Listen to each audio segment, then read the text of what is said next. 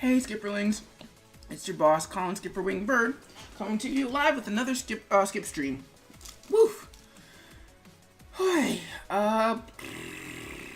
What are the words I'm looking for? As per usual, I'm gonna do my social media push first, and then we're gonna jump on stream. So I'll see you in a hot minute.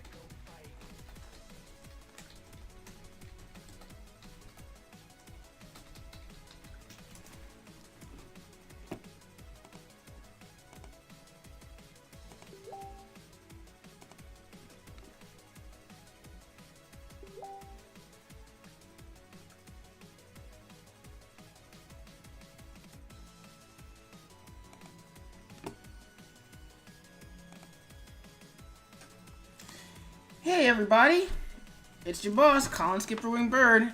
Welcome to another Skip stream. You caught me in the middle of trying to figure out how commands work with Streamlabs chatbot, simply because chatbot's got some actual automated commands, and I want to figure them out and put together a command list so that you guys can start having some more fun in the chat. Actually, let's see if one of the SRs actually still works. So let's try that command one more time. Hello.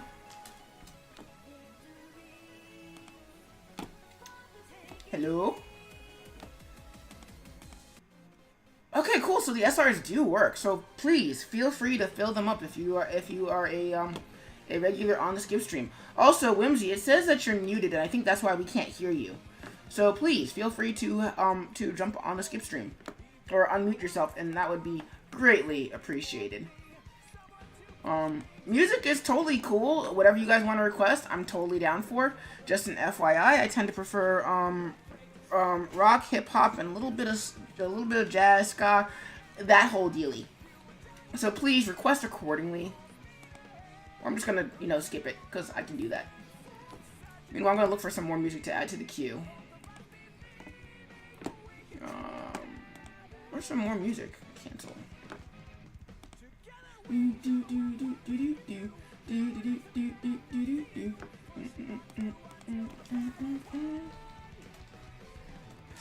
Remix.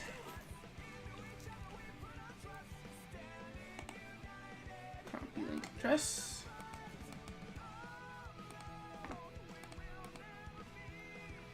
Whimsy writes, "Give me a second to unmute." Yeah, no worries.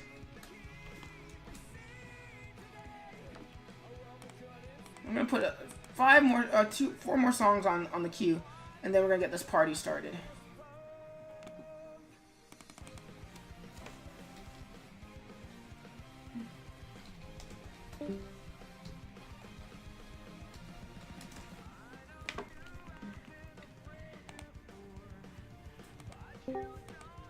Welcome back again. Hey.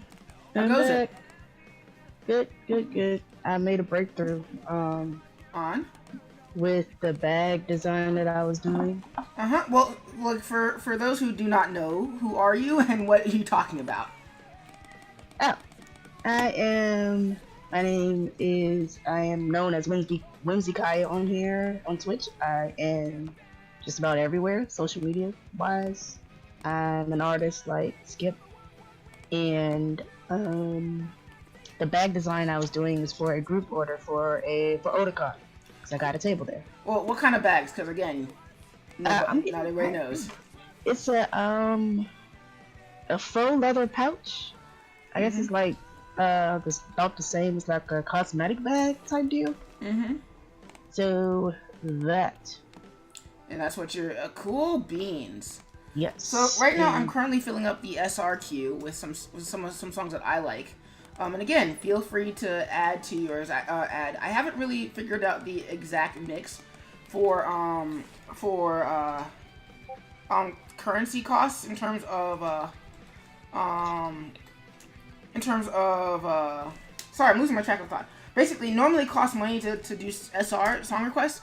However, I haven't figured out the exact amount. So if you've been on the Skip stream for any amount of time, you probably have more than enough money for song requests. So please feel free to add to the stream. So yeah, cool. So that's been massively loaded. So now I can actually get to work as soon as I explain exactly what the heck is going on screen. Yeah, what's all this? What's going on here? So before I was working on trying to figure out make a command list for chat. So that way, if you guys wanted to have some fun with either beating each other up, betting on each other, or voting, you could do that. I still haven't put it quite together yet, so that was just a mess. Meanwhile, what you're looking at right now is my template for making comic strips. There's a philosophy of storytelling. If you've ever heard somebody talk about how movies are structured, you've heard of what's known as the 3-act structure. Basically, the introduction where everything is explained, the main bulk of the movie where everything is building towards the climax, and then the climax / ending where everything is resolved. Now, the thing that I don't like about 3-act structure is that doesn't really work for anything shorter than a movie. Or a book, or a giant book. It's not really good for short format storytelling simply because there's not enough information in there. It's like introduction. So actually, I forgot to lock these layers. So let's save that. Lock those. So if we go into this file, so if we just break it down here into these 3 panels, it's not as easy to fill in. Okay, here's all the characters, main plot, twists, turns, climax. You can't do that all in a comic strip. It's too much. There's just too much to put in there. So what's cool is that there's other formats for doing that. The main one that I learned is basically the anatomy of a joke. Basically, you provide your setup. You build it up. Then there's your punchline. And then there's your resolution. Or, if this is a serialized story, a cliffhanger, basically saying, come back next week to see what happens next. And I find that works a lot easier. The Japanese have a name for this philosophy. It's called Kisho Tenketsu.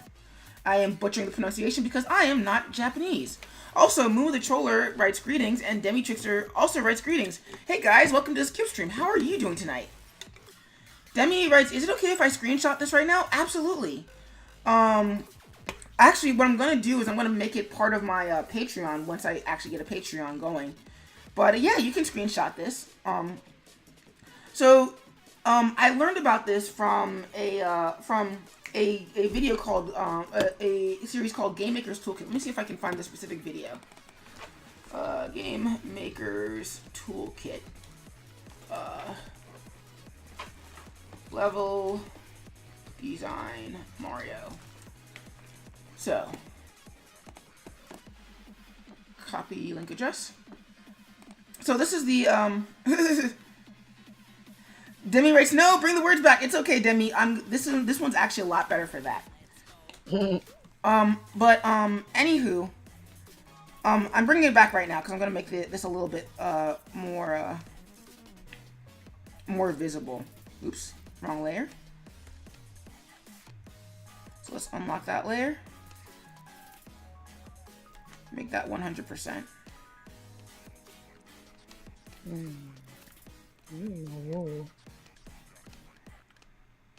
And so the idea is in following. So if you watch the video, basically he talks about the idea that Nintendo will introduce a level concept. Like, say this is the first time that you're supposed to use the fire flower.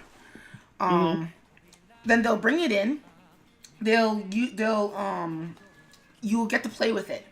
Then you'll be at a then they'll allow you to sort of build up a challenge to it.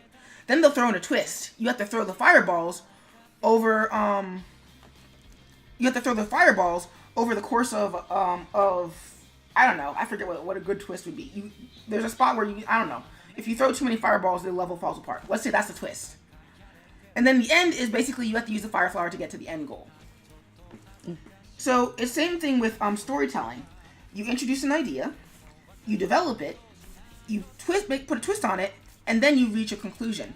So if we go to the so what we're gonna do is I've been in the middle of making following this through my comics. So let's go to mini story, jump, and actually no, let's go to where the exports are. Promo. Oops, nope. Comics.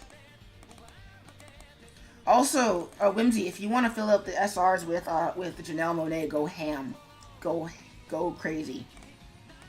All right, let's do it. So, no, not videos.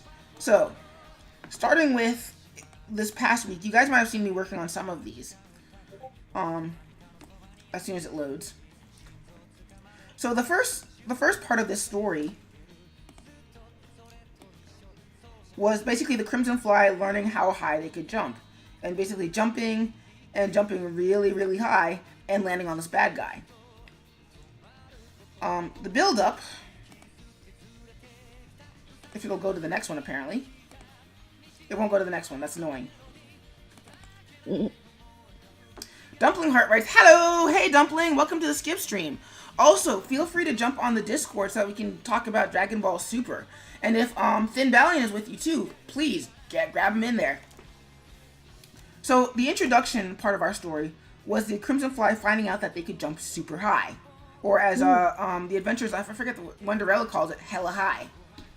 The second part of the escalation is the Crimson Fly practicing with their jump and building up to it. So they're first starting with just simple taps on the ground, then jumping over people, then jumping over buildings, and then realizing that, you know, they have no idea how to get down from the building. But it's a build-up. It's an escalation from the idea of the Crimson Fly can jump super high. So then the twist is that the Crimson Fly's jumping power is not all powerful. AKA, they can jump between buildings, they can jump after cars, but they have to do it right or they miss and they fall, and it sucks a lot. So now we're going to go for, we've done our twist, so now we're going to go for our conclusion. And our conclusion also involves a little bit of a twist. Let me see if I can find it. So we're going to work on that today. However, I'm not actually going to tell you what it is, simply because I want you guys to just sort of watch it. So that's our Kisho Tenketsu for tonight's stream.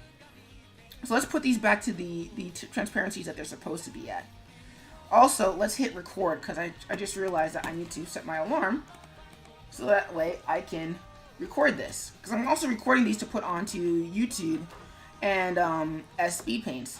So let's put these back at their proper transparencies.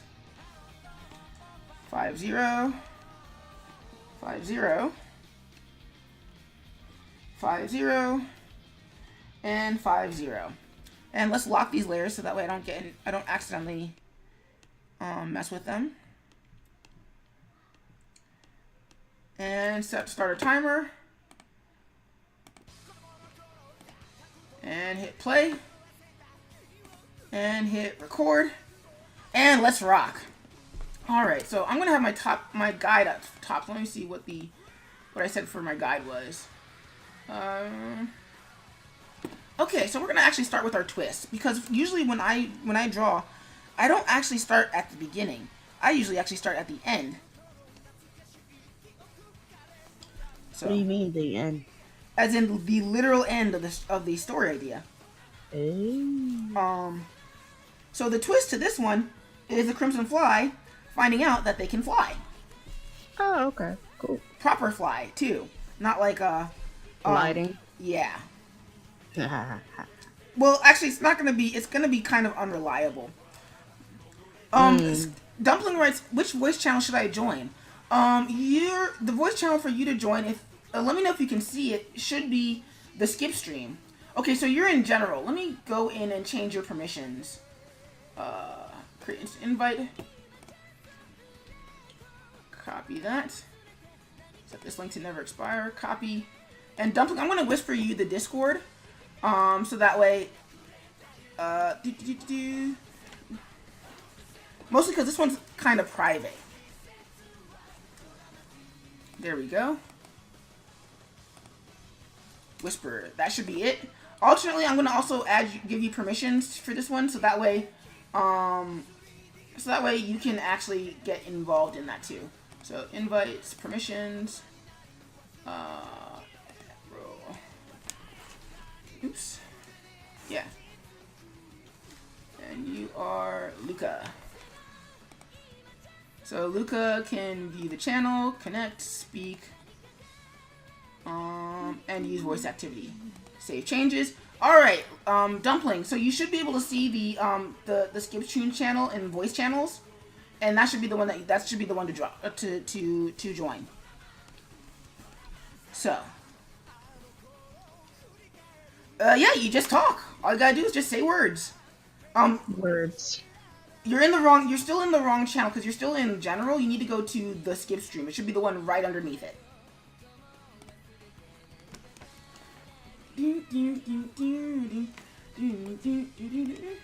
Alternately, Whimsy, we can just join her in general. Yeah, sure. So let's go to. Hello, hello. Hey, Luca, or rather, Dumpling. Oh, okay, you can hear it. Yeah, I guess. Hey. Yeah, Hey, how's it going? yeah, we just migrated over to general, so where we can hang out with you. Really? Okay, that's weird because it tells me that I'm in the skip screen. That is weird. Yeah, the skip stream is right underneath it, but it has a little lock on it. But I guess that's why that's the privacy symbol or something. Yeah, but like on my screen it says that I'm actually in it. So Weird. It's all good. I'm Is it the Discord website? cursed. No, Is it it's the app. It's the app. Oh, yeah. I think I am just Discord cursed. I'm on the app too, and the app is it does better on my computer, but Yeah. than the actual website for some reason. I'm like, what the heck? Yeah, and I've had issues before where like people give me Discord links to join their servers, but if I'm on the website and I click that link, it'll try to pull up the app, but then it'll just crash. So, Yeah. I don't know. It's gonna work if I'm streaming. Hey, Finn. Oh, hi. Cause we heard him for like a hot second. It was awesome. Yeah, he's in the background, yeah, or something. So he's actually gonna be streaming Dragon Ball FighterZ Z2. So I don't think that it's gonna work for him to come onto the Discord while he's streaming as well. So like we probably won't be able to like voice chat for too long. Okay. Well, Yeah. what you can do. Well, I mean, I guess like because if he's also interacting with other people on Right. his Yeah. It'll be kind of confusing. Yeah, actually, it's actually kind of funny because I have a rule against that. Right. Mostly just for those who don't know, like I used to openly invite like everybody to be on chat, and what ended up happening in two separate occasions was, my chat became a lobby for other people's gaming streams. And I was like, that's great, but not really. No, that's not cool. Yeah. So. So I will probably like jump off of voice chat in a little bit, but I just wanted to pop in and say hi. All right. Well, we still gotta do And, that Dragon Ball Super discussion. We can definitely do that sometime. Cause I do have a lot of thoughts. They're not all bad, but So you should talk to Alex about it, because I mean I like Dragon Ball Super, but I'm definitely not as invested in it. I don't know, I wouldn't necessarily call myself a huge Dragon Ball Super fan per se. I just like, you know, it's like entertaining, like a baseball game is entertaining in the background for me. I feel that. Yeah, and like, you know, there are certain things in Dragon Ball Super that I feel more hype for, like, you know, the androids, because they're my favorite. I am mad that they teased like an Android 18 and 17 fusion and then robbed us of it. Oh. So- Yeah, that's kind of been my. The fact that I'm streaming right now is being recorded, and there's this conversation happening without literally any. Are you on context. stream already? I told you I'm streaming. I didn't know that you went live already. Okay, well, I didn't know you went live I mean, already. you can have the conversation. I just think it's hilarious because if anyone ever listens to this for posterity's sake, it'll be confusing as Right, yeah. So, I'm actually gonna slip off of, like, you know, get out of voice chat in that case, so it's not too confusing. All for right. This stream either, Skip. But I will just join the typing chat on Twitch. All right. We'll catch you later, Dumpling, and tell Finn we said hi. well. Can we be in the conversation so that like it's being captured on the stream? What? At the very least? Never mind, dude. No, it's too like confusing, Alex. How do I leave the voice channel? All right. Then we'll catch you I later, just go to, Dumpling. like, yeah, how do I leave the voice channel? Tell Do you I what, just, like, go to we another Just thing? hit like the little disconnect button. Well, ultimately, Whimsy and I are just gonna migrate, so Okay. that way, Yeah. so we're gonna migrate back to okay, there we go. All right, so that was fascinating. Yeah. What I'm still gonna actually do my Dragon Ball Super rant, but I do want to have a discussion with Finn and Finn B and Dumpling at another time, cause ooh, gosh, it is hot. Oh my god. It's freezing. Yeah, well, my door is closed and I've got like 3 different things going on. You have a heater Oh, okay. Mumu the Troller writes, hey Skip, you ever done compositions before? Define compositions, because technically that's exactly what I'm doing right now. They talking about music? I'm hoping he's not talking about music, because I don't do music compositions. Alternately, also, I forgot, Demi Trickster also asked if I collected Pokemon cards. The answer to that is no. Simply because I have just, like, and here's the thing with trading card games and really most kind of strategic forms of competition. They're too slow for me, and I don't think that far ahead in terms of strategy. I don't. You don't seem like it. Oh, in terms of drawing, Muma writes. Well, I'm gonna finish Demi's thought, and then I'm gonna come back to you, Muma. So I just don't like. I don't think that far ahead in terms of strategy. Like, if I'm playing Mario Kart, I'm thinking maybe 2 moves ahead. Like what I'm doing now, and then what I have to do next, and maybe after that, the grand strategy as a whole. Or same thing with Smash Brothers too. Like what I'll try to do is I'll try to maneuver people into positions where they have to make specific moves that are favorable to me that I can predict. It's why if you've ever played me in Mario Kart or you've played me in Smash Brothers and you're not at my level, I seem to know what you're going to do before you even do it. Because there is an element of strategy to fighting games and racing games in any form of competition. However,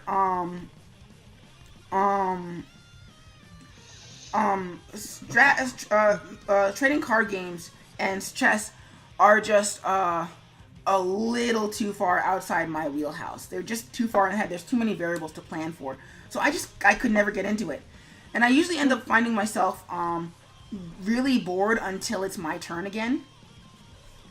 Dumpling writes, I taught some students Kisho Tenketsu once. It was a good workshop. Awesome. Well, then maybe you can teach it to me a little bit more, because I find that what I did was I watched one video on it, and I did a Wikipedia walk on it. I'm pretty sure I'm not doing it entirely how it's supposed to be done. So in terms of competitive gaming, or competitive games in general, the slower the game is, the worse it is for me to play. It's why I've never really gotten into D&D, why I kind of got out of Magic the Gathering, and a lot of other games. In fact, there's a really good video on this. There's a really good video on this called let me see if I can find it. But it's by a YouTuber called Mother's Basement, where he talks about what card game anime gets wrong about what's fun about trading card games. Let's see, Mother's Basement card game. It's a really good video, but it's called the problem with trading with card game anime, where it spends more time basically making it play like a shonen battle anime rather than like the build up to a match. And basically like preparing your card deck, scoping out your friends and all that jazz. It's a really good video, even if I don't normally like Mother's Basement. Demi writes that's when you keep planning so you can prepare for any case scenario, especially if you're bored. Yeah, but I tend to this is why I'm also not a character designer, is that I have a very one-track mind in terms of design. Once I hit upon a solution, I will workshop that solution as best as possible, but I'm probably not going to change it. It's like if you've ever watched Rurouni Kenshin, how Saito Hajime has his move, the Gatotsu, and every move is basically that move, and he has variations upon that move. That's me when it comes to design. I don't really make like a gajillion different versions of it. I just workshop the version that I have. So yeah, I think that they can be interesting, but it's just not, especially when strategies play out and they sort of like rock slide. But they're just not for me. Meanwhile, Muma was asking, do you do compositions when in regards to drawing? Where is it? Just working on compositions. Where is the question? Have you ever done compositions before? I am doing compositions right now, actually. Like, that's really what this is all boiled down to. Like, even the fact that this goes from left to right. Like, there's going to be a text box up here. The Crimson Fly is going to be reading up right up here. And it's going to lead your eye all the way up here. Where the Crimson Fly is going to be looking at this balcony. Which is going to lead your eye to this panel over here. Which shows you the danger. And in fact, actually what I might do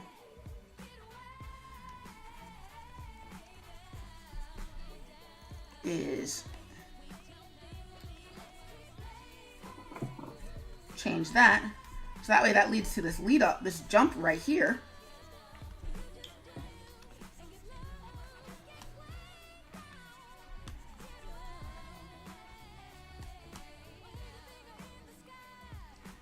And there's probably going to be way too many panels in here. So let's bring that down here.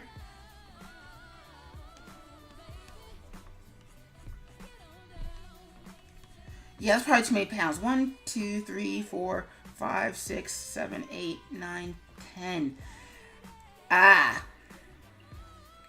So what we're going to do is we're going to migrate this up here.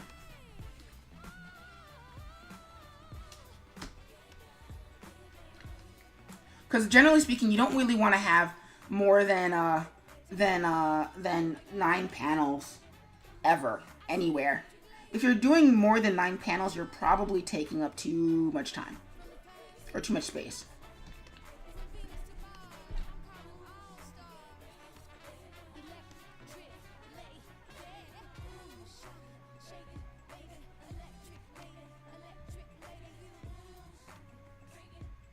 So, sorry, I lost my train of thought for a hot minute. I had to process what exactly I was drawing here.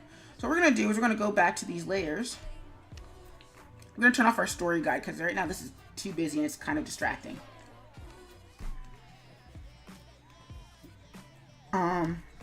But yeah, you should always be thinking about composition when you're drawing.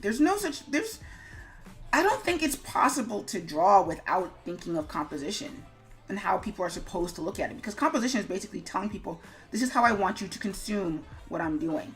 It involves opposing. It involves the it involves opposing. It involves where you put people within the frame. And so on and so forth. But you really can't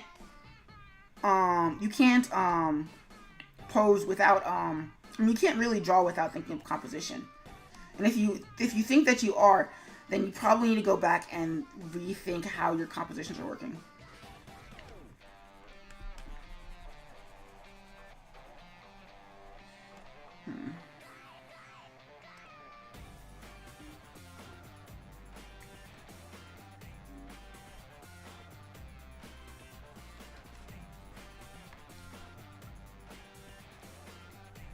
So, right now what I'm doing is I'm setting up our danger for our character. Also, what is this song? This song is awesome.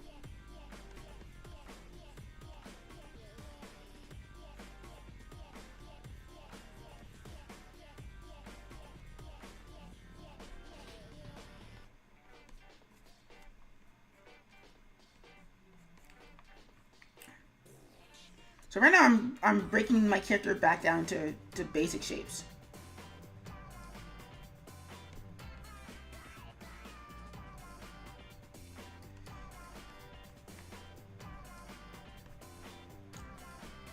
Demi writes, I found this song yesterday. Dang, Demi, you find the best songs.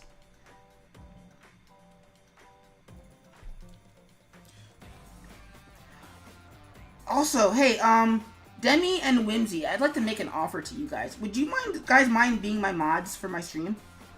Yeah, sure. Cool beans. Because I am going to need them, and I need to start asking and getting better at asking. And so, it doesn't mean it has to be a full-time job. As long as I've got more than 2, I'm pretty good. So, okay. Yeah, let me see. Whimsy in the chat.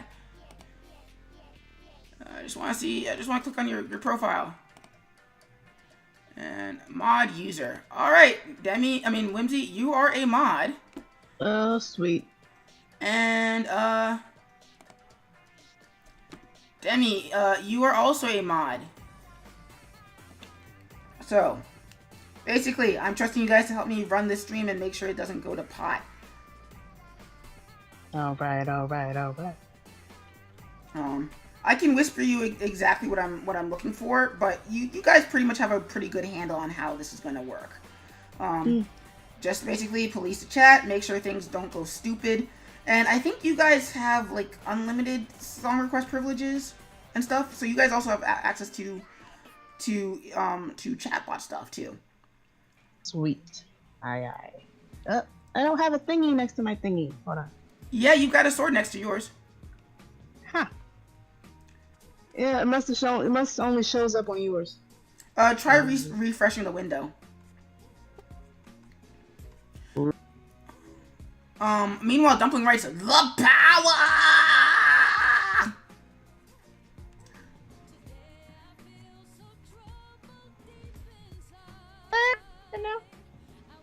Damn, babe. What happened? What did you do? What did I do? Yes, what did you do? I just did. All I did was song request a song. Yeah, it's in the queue. What did you do? I just hit copy and paste because the last time I tried it, it wouldn't let me do it. Yeah, I think as a mod you have greater privileges when it comes to requesting. No, this was before you made me a mod. It was like 15 minutes ago. Yeah, I know. So now that you're a mod, chatbot's caught up. Okay. My bad. I thought it canceled itself out. So what happened on your end? I don't know what happened. It just says you were like your song was added to the queue. Oh, okay. Alternately, because your songs have been playing, it's probably not like it's probably not stressing out as much as it was before. Okay. So yeah, so that's what's up. So hopefully I've answered the question. Answered the question on composition. You should always, if you're illustrating, be thinking about composition. Because you have absolute control over how people see your drawing. I know it seems like you can't always see it, but there are certain rules when it comes to making to illustration and animation and everything that tell you how to tell your story. So you should absolutely always be thinking about composition. Like even this pose does not feel active enough for me. It feels like the character is kind of stepping rather than leaping, and we want to highlight that. Oh, Demi! I knew I was right to ask you to be my mod. Because that song is the song. Like we're changing. Running the Bassline by Tomoyo Otani and Hideki Naganuma. Ew.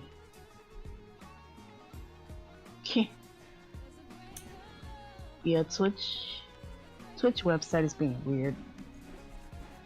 Your connection is weird.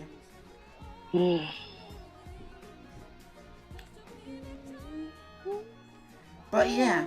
So anyway, I'm gonna go on to that Dragon Ball Z rant. It was gonna be a discussion, but Finn and Dumpling are busy right now, so I'll bug them about it later. Or I might pick up Dragon Ball Fighters with my next paycheck, just to because apparently everyone I know owns that game.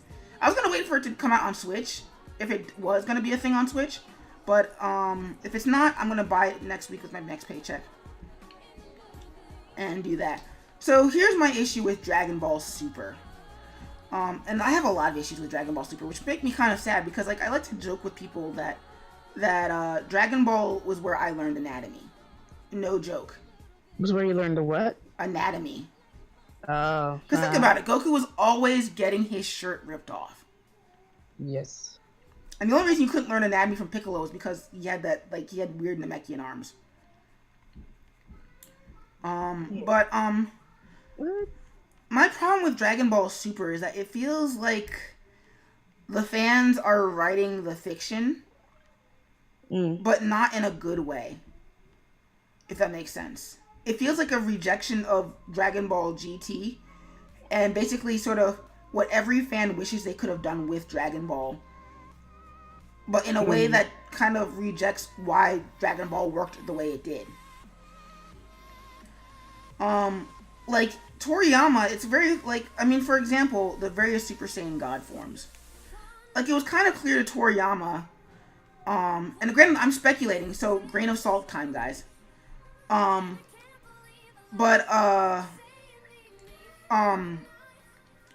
Sorry, I'm listening to the music and my brain is like kind of conking out.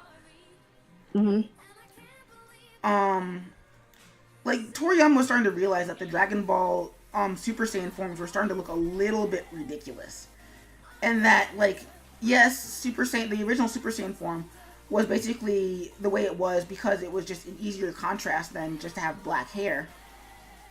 But he was realizing that that he was running out of ways to show how powerful people were, and so to that end, he found that he had the other characters find different ways of obtaining new power, via fusion, via mystic mode, basically ways to show that the characters were not getting stronger, but not ways that relied on them having different colored hair.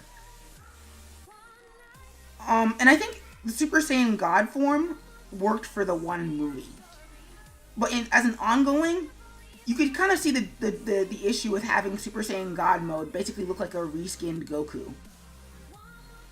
Like, it does follow that sort of trend of subversion that's kind of been inherent to Dragon Ball Z, or rather just Dragon Ball as a whole. The idea that nobody is exactly what they seem. The kid with the monkey tail is the strongest person in the world.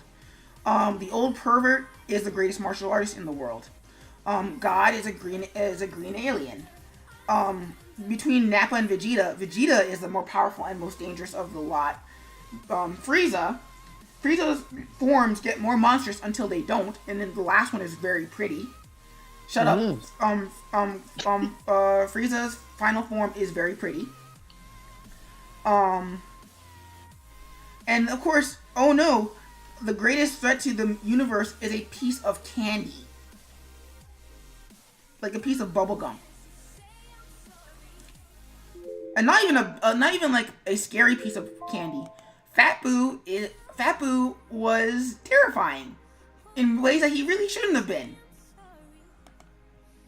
So let's take and let's reset the clock. Reset. And hit record again. So the idea of Dragon Ball has always been power is always in places where you don't expect it to be. So I get why the God mode is basically, wait, he's just red? But in Super, the problem then becomes, okay, well, how do you make that interesting? And you kind of can't? Sorry. Like, visually, on a visual level, without doing special effects in the environment, it's kind of hard to make God mode and blue mode look very, very distinct. It was something that, like, GT understood. That's why the Golden Monkey and Super Saiyan 4 modes look the way they do. So that way you know, oh, this is a whole new level of power. Not only does it break the established standard of gold, more gold, banana hair, it goes, hey, no, the roots of their power are on such a different level that their fur color changes. Now, granted, Dragon Ball GT was not a masterpiece of storytelling, but it took risks that I think Super doesn't want to take. Like the idea that people who died stayed dead. Or if they came back for a specific reason. Not just simply, oh hey, reset the arc. So, I forget where I was going with that. So let me actually restart from the beginning as to why I don't like Super. So let's start with characters. In terms of character development, all the characters in Z had reached the ends of their character arcs. There was nowhere really for them to go narratively. Like, Vegeta made peace with the fact that he was not going to be stronger than Goku, and that he should probably spend the rest of his life dedicating himself to his family and maybe finding a measure of peace in that. It's why,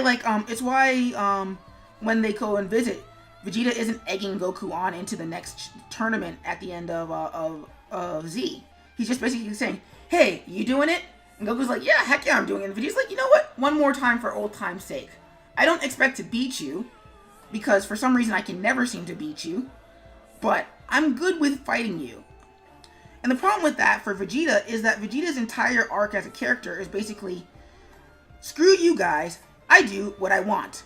Because I'm the Prince of all Saiyans, and I don't even care if that means that I'm the Prince of 5 people who don't listen to me. Except for one of them. I am still royalty, and I do whatever the heck it is that I want. Who's the fifth? Hmm? Who's the fifth? Okay, so it's only 4. Sorry. Actually, no wait, there is a 5th. His little brother Tarble. There. Shazam. Yeah. And the thing is that Vegeta's entire character arc over the course of Z is learning to let go of what it means to be a traditional Saiyan, and embrace what it means to be a human Saiyan, the way that Goku, Gohan, and Goten and Trunks have embraced. Because you'll notice that that almost all the other Saiyans, whenever they reach their Super Saiyan forms, they're almost all introduced as more powerful than Vegeta, because they have embraced humanity. Vegeta does eventually surpass future Trunks in terms of power, but by that point the new standard is both Goku and Gohan. So, it's time to refill the queue, guys, because that's the last song on the queue. Okay. One of these days I'm going to figure out how to do everything, or how to have extra songs in the queue. But until then, sorry guys.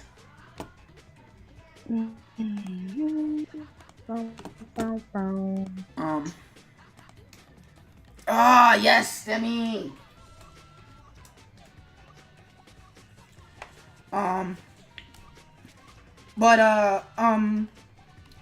So Vegeta. So the thing is that by the time of the end of Z, Vegeta's kind of realized that he's never going to be stronger than Goku, and that's okay. Not even just because he's stronger than Goku, but because he's realized that there's more to life than just fighting. And the thing is that when that goes out the window, then Vegeta becomes Krillin 3.0. And not for the sense that you're thinking of. When everybody thinks of Krillin, everybody thinks, oh hey, he's the guy who runs in, gets his butt beat to show how powerful the bad guys are, and then spends the rest of the fight on the sidelines. And to a certain extent, that's true. But the thing to remember with Krillin, and to be honest, this actually started with Yamcha, is that he fulfills the role of the rival. This person who exists to show that their way is wrong, and in doing so, prove that the hero's way is right. This can be Sasuke in Naruto. This can be Ishida in Bleach. Basically everyone who joins Luffy's crew in One Piece, and some of his rivals that don't join his crew. And the reason why I say Krillin rather than Yamcha is because Krillin goes through this arc where he starts off as he's a jerk to Goku. He slowly becomes Goku's best friend. He becomes redeemed, ironically, through dying. And then from then on is Goku's ally who never plans to hurt him ever again. Now, here's the thing. Substitute Krillin for Piccolo and Vegeta, and you'll see that pattern still holds. It takes a while in Piccolo's case, and it takes a while in Vegeta's case, but the pattern still holds. Where's the word I'm looking for? And the thing is that you'll note that as these characters develop and mature, they're less prone to making stupid decisions.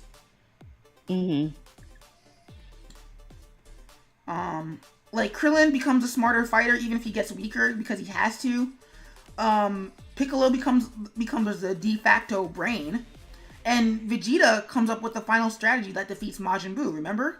He's just like, "Hey Goku, remember that one time you kicked my butt with the Spirit Bomb?" And Goku's like, "Yeah, I forgot about that." And Vegeta's he did.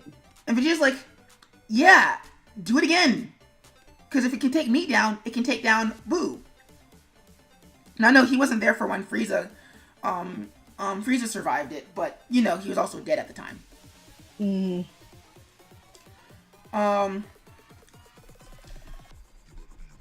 And again, this marks Vegeta as a character who's gonna not do dumb things anymore. Like, you'll note, if you watch Super, Vegeta's not really prone to stupidity anymore. Like, he doesn't run in, get his butt kicked, and then have to be bailed out by Goku or Gohan or the hero du jour. He's usually on the sidelines, reiterating whatever it is that Goku was saying, but just in a gruffer, harsher tone. And then literally repeating whatever it is that Goku did, like, one arc earlier. Oh, Goku has the Super Saiyan Blue form? Guess what? Vegeta has it too now. How did Vegeta skip the ritual? He did through training. Right. I'm like, you would think that would be kind of important. And to be fair, the seeds for that were planted in Z too. Like how Vegeta attained the Super Saiyan form off screen, or how Gohan got like 3 seconds to his becoming a Super Saiyan, and then Goten and Trunks achieving it off screen. And then Goku achieving Super Saiyan 3 off screen. And then shoot, I'm thinking there's one more I'm forgetting. But you'll note that the only one who even Goku introducing fusion off screen too. Like, oh, by the way, I learned fusion while I was dead. I never knew when I was gonna need it again, but I learned it. But anyway, back on Vegeta, and I promise I'll get back to the rest of this beyond just characters too. Beyond just Vegeta.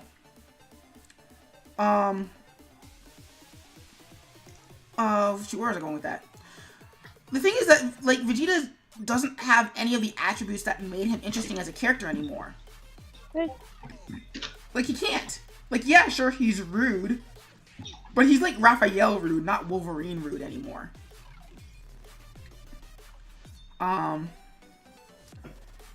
He doesn't go into battle and make a complete fool of himself. He's pretty careful and calm and quiet because he's still got his development from Z.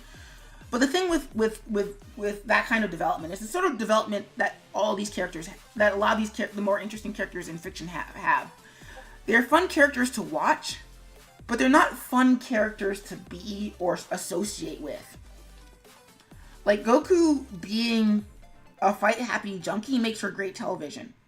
But it's very irritating to be around somebody like that. Like, imagine if every time we talked to Whimsy, all I did was talk about Mario Kart. Yeah. How annoying would that be? Super annoying. And every time you tried to bring up something different, I'd say, that's boring. I want to talk some more about Mario Kart. And then we just come be friends.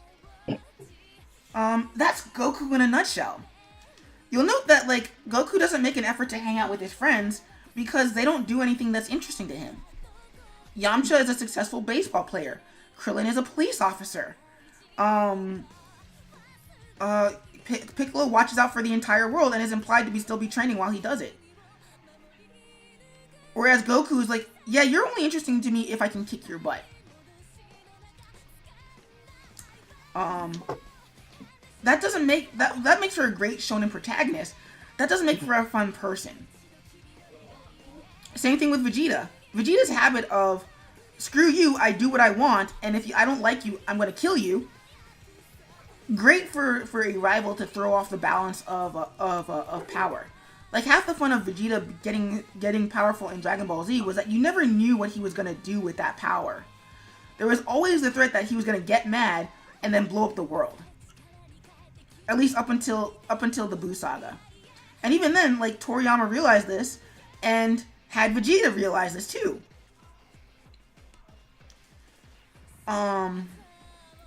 So, like, in the Buu Saga, Vegeta goes and says, you know what? Remember when I was a dick? Remember how much fun that was?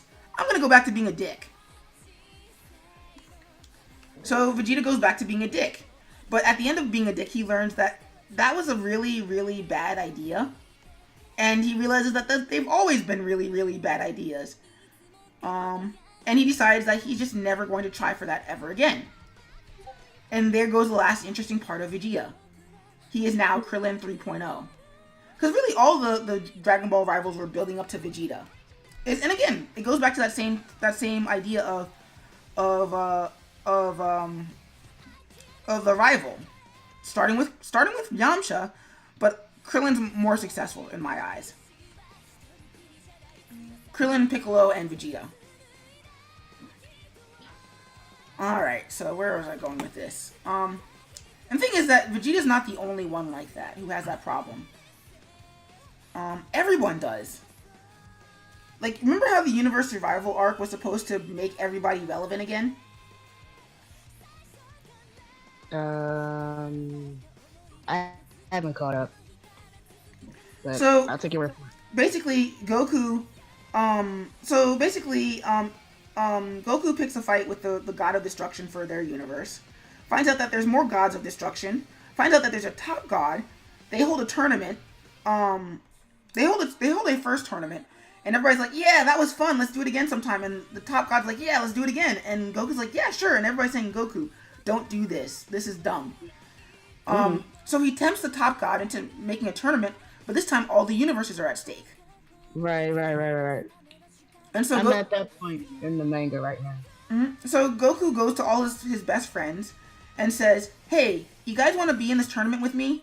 I mean, you kind of have to. If you're not in this tournament, we're going to be erased from existence." That's pretty much perfect. So let's call this. I don't even know what to call this. We're not gonna name it anything yet. So either way, we're gonna save that file. I'm gonna call this Crimfly number. Which one is this? This is number 54. Wow. There's 54 of these. You're not gonna see this until March, but there are 54 of these. Oh, cool. I thought it was 100 though. There are 100 Crimson Fly strips. There are only 54 Flybits strips.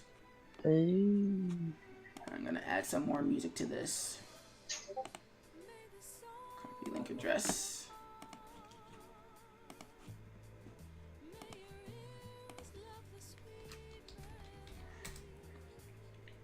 So the thing is with the Universe Survival arc is that it kind of promised that all the characters would become more relevant. Like Krillin was brought back as a fighter. Tien was brought back as a fighter. The androids are brought back as fighters. Majin Buu is brought back as a fighter, etc., etc., etc. And then later, the twist that everyone saw coming, Frieza is brought back as a character, as a fighter. So here's the rub with that. Right as the tournament's getting kicked off, like you would think in order to keep some suspense, the human characters or the weaker characters would stay longer while the stronger characters would get bumped off. Because I mean, how much more interesting would it be in Dragon Ball if instead of Goku at the end, it's Krillin? Not because Krillin is inherently powerful, but because of that. Because he's weak. How does Krillin survive a tournament where everybody can mop the floor with him? Give everybody a chance to show off. But no, Krillin is the first one to picked off. Then followed by Master Roshi because he's the oldest. Then followed by Tien. Then followed by Piccolo. Then followed by Android 18. So that at the end of the tournament, only the most powerful characters are still left. And the tournament plays out exactly how you think it would. Thumbs. This is what I want to call it. Over here. And I don't need to be surprised every time. However, what I would like, file, open, is I would like the Dummy Trickster writes the song Pegboard Nerds Super Song featuring Chimeric. That sounds interesting. So the thing is for me, Flybits, yeah, sketch open.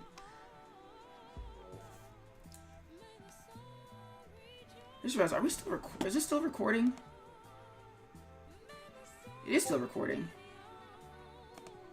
Oh, I guess we're gonna keep it going, so stop that. Hit record.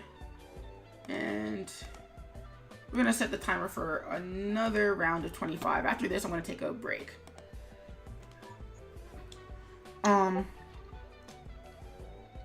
So where was I going with that? It's all the same characters. You know how they're gonna fight. You know how they're going to win or lose. You know it's going to come down to Goku. And the thing is that it's not surprising. Like, the surprise isn't so much the sequence of events. Like, I'm not worried about that. Like, yeah, I always knew it was going to come down to Goku and whoever he was fighting in the opening. I know the guy's name. I'm just using that as a hyperbole because I know somebody's going to say, oh, it's Jiren. I know who Jiren is. Anim text panels. Let me see. Thumb. Oops, let's move that window up a little bit. So, oh, that's creepy. So where was I going with that? What's surprising to me is how does Goku beat Jiren? And the thing is that Dragon Ball has been running so long that I know how he's going to beat Jiren, and I don't care anymore. That's not surprising to me anymore. Like, what made the Frieza saga so interesting was that the Super Saiyan form didn't exist. Like, it had been teased for several episodes, but nobody knew what it looked like, and nobody knew what it was supposed to look like. What made the Cell saga so interesting was, again, yeah, everybody was looking to see what that next level beyond Super Saiyan was supposed to actually be. Like, Vegeta thought he'd found it but it turns out he'd come up short. Trunks thought he'd found it, but he didn't realize that the speed requirements. And Goku realized that the best way to maximize his Super Saiyan abilities was just to go back to the beginning, which wasn't actually the power increase that they needed to beat Cell. So when the big surprise of the Cell saga was finding out that Goku wasn't going to be the one to beat Cell. That was the big surprise. Like, okay, so how is Gohan going to beat Cell? And then in the Buu saga, the big surprise there was that just you gotta hold it for a sec, Demi. I think I'm gonna change it for mods in a minute, but or at least I'll change it for mods during the break. But yeah, just keep it in the reserve, keep it in the tank. We will get to it. So even in the Buu saga, the big surprise was, okay, not even Super Saiyan 3 can beat this guy. And even if it could, Goku can't maintain it long enough to beat him. How do we beat this unkillable dude? And Vegeta says, go back to the beginning. But with Super, it's kind of been this repeating thing of, here is this new form. Here's this new form. It's gonna kick the bad guy's butt. It does so. Rinse, lather, repeat. And granted, the Battle of the Gods arc gets away with this because the twist to Battle of the Gods is that Goku doesn't beat Beerus. But I'm not giving them that one because that was that was literally ripped wholesale from the movie.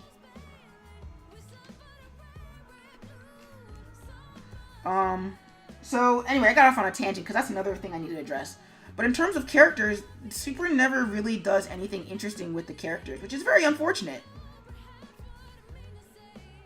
Like what made the Frieza arc so good in Z was the game of cat and mouse that Gohan and Krillin had to play because they were the weakest players on the field. They couldn't afford to just power up and trash the bad guys because they would get killed. Heck, even when Vegeta had to team up with them because he couldn't take Frieza by himself. If he thought he could get away with not using Gohan and Krillin, he would have run away with it. Same thing with when Piccolo comes in, and even when Goku comes in. there's a game of cat and mouse at play. Where was I going with that? But with Super doesn't really use the characters, and that's a shame. Because again, I like Krillin being a smart fighter. I like Piccolo being a smart fighter. Like, the way that he weaponized his ability to regenerate was amazing. But he doesn't need to use it anymore because, it's all about who's the most powerful. And that was always a problem that Dragon Ball had, or rather the Dragon Ball Z had, but it was willing and able to mask it when possible. Oh, Super Saiyan 3 is the most powerful thing ever? Well, guess what? It comes with a time limit. And that time limit changes depending on how you got to Super Saiyan 3. If you were formed from a group of 2 kids, your 30 minutes is now half to 15. If you did it with a dead body, well, you're dead and you're not supposed to be fighting. If you did it with a live body, well, guess what? Your mortal body can't take it. So yeah. Like, Super doesn't use the characters well, and it's very frustrating. So, yeah, that's the characters. Let's go on to the Super Saiyan forms. Also, what happened to the songs? Does this thing just go on forever? Chatbot, tell me what's going on. Song requests. No, it's just a really long song. What's the song? Oh, it was the Janelle Monáe song. Because remember, we're grabbing from YouTube, so. Also, if you guys have Spotify songs, you can totally do it. You can totally check that out. Okay. But what's the song? I forget. Sorry. Anyway, but the current song is Pegbird Nerds Emergency by Monster Cat. No idea. That is. Yeah, I'll figure it out in a hot minute. Sorry, Whimsy. It's not as reliable as Nightbot. At least not yet, anyway. Okay. I don't know your commands, so. Yeah, I'm putting together a list. Mm-hmm.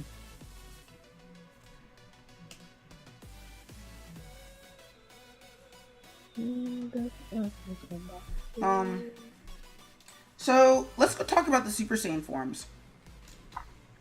So I mentioned this earlier, and if I'm reiterating old points, please let me know and I'll stop. As ridiculous as Super Saiyan Donkey Kong was in Dragon Ball GT, I thought it was a really cool idea. Do I think that the execution needed a little bit of help? Yeah. The hair mullets were weird. The fur as clothing was a little bit weird. But I do like the idea of them going back to their first power-up and using that as their as the basis for their ultimate ability. Because that's really what it was, is Goku and Vegeta's first power-up. The one that they remind you of whenever they get the chance is the ability to turn into a giant monkey. Vegeta has more control because he's practiced it, but every Saiyan's most basic ability, even more so than their ability to use ki or fly or what have you, is basically that they can turn into a giant monkey under the full moon, and if you can make an artificial moon, well, then you can do it at will. But of course, this move gets outclassed as the series goes on by all the other various power-ups that the protagonists get, like the ability to turn your hair gold, the Kaioken, and so on and so forth, or the Mystic power-up and what have you, to a point where it's not really in anybody's best interest to have a giant gorilla rampaging around the battlefield. Like, you'll note that Vegeta never makes any real effort to get his tail back. And granted, part of that's probably because Toriyama forgot that Saiyans can do that. But still, it's outclassed. So what does GT do? They say, oh, what if the monkey could go Super Saiyan? And I mean, like, yeah, the golden monkey goes on a rampage. Yeah. But what comes afterwards, the idea that, like, oh, we keep the monkey form, We combine the monkey form with the control with the Super Saiyan form, but with the control that to make the fights more dynamic, and boom, you have Super Saiyan 4. And note that 4 basically says if Goku and Vegeta want to, they could probably find another way to get stronger on top of that. Like, imagine learning to apply the Super Saiyan transformation to the Super Saiyan 4 transformation, a la the blue to the God mode. That would have been visually dynamic. It would have allowed them to go one more level beyond Super Saiyan 4. But I think they were embarrassed by the fans saying, "Ugh, that move is so dumb. Why did they look like they came? Why did they look like 90s character designs? Ew." You can tell I don't really have the highest opinion of fans. Yeah. So it feels like they listened to the fans when they said, "Oh, that was dumb." And remember back when like people were making their own fan sequels to Dragon Ball GT, like Dragon Ball AF, and I think a few other ones like that. No, I don't. So for a while after GT ended, it was common practice for fandom to refer to a secret sequel to Dragon Ball GT, Dragon Ball AF. There was really no plot to this Dragon Ball AF, but it was mostly an excuse for people to come up with their own designs for Super Saiyan 5. Ah, okay. And basically they would run through different hair colors. The fur would become black, the hair would become white or gray, or what have you.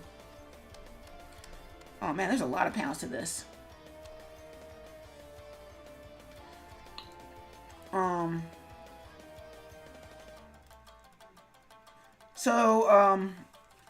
So come time for Battle of the Gods, you come up with a new version of the Saiyan form. You come up with Super Saiyan God mode. But the fans complain, God mode doesn't look visually interesting enough from visually distinct enough from the regular Super Saiyan form. Also, only Goku can do it. So for a twist, they introduced Super Saiyan God Super Saiyan. And basically the hair is a neon blue, if you're being generous. But here's the thing. Like, blue hair doesn't look that much more visually interesting than yellow hair. Like, you could tell me that they turn, and the problem is that blue also feels like a step down from gold on the color spectrum. Like with gold, we associate gold and yellow with power. It's reminiscent of fire. It's reminiscent of the sun. It's reminiscent of divinity. Blue doesn't quite have those connotations. I mean, yeah, it's a little bit more mystical, but it's not really as interesting as just the regular Super Saiyan form. And this wouldn't really be a problem if there was a way to show that blue was way more powerful than Super Saiyan. But because this happens at a point long after the main characters have demonstrated the ability to destroy the universe by screaming, there's no way to show that God mode or blue mode is significantly more powerful than the other forms. So when you see them in a fight, the fights look exactly the same that they've always looked, but without the visual signifier. And for a really good example of this, pull out a page from the manga of Super Saiyan Blue, where Goku is Super Saiyan Blue, and compare it to a frame of where Goku is just a regular Super Saiyan. Can you spot the difference? Probably not. I mean, mostly because the things are printed in 1, 2, 3, 4, 5. Mostly because they're printed in black and white to save on work. But there's a reason why most shonen forms look so much more visually distinct than each other. 1, 2, 3, 4. 1, 2, 3, 4, 5, 6. Oh god, there's too many panels in this. F8. P7. Whew. So, like, Dragon Ball Super doesn't have much to say in terms of characters. It doesn't really have much to say in terms of power-ups.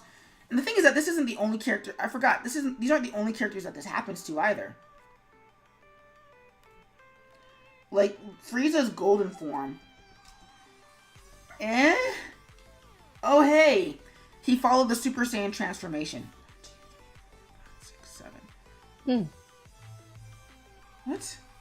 1, 2, 3, 4. 1, 2, 3, 4, 5, 6. Ooh, no. Let's rename you to 9 temporarily.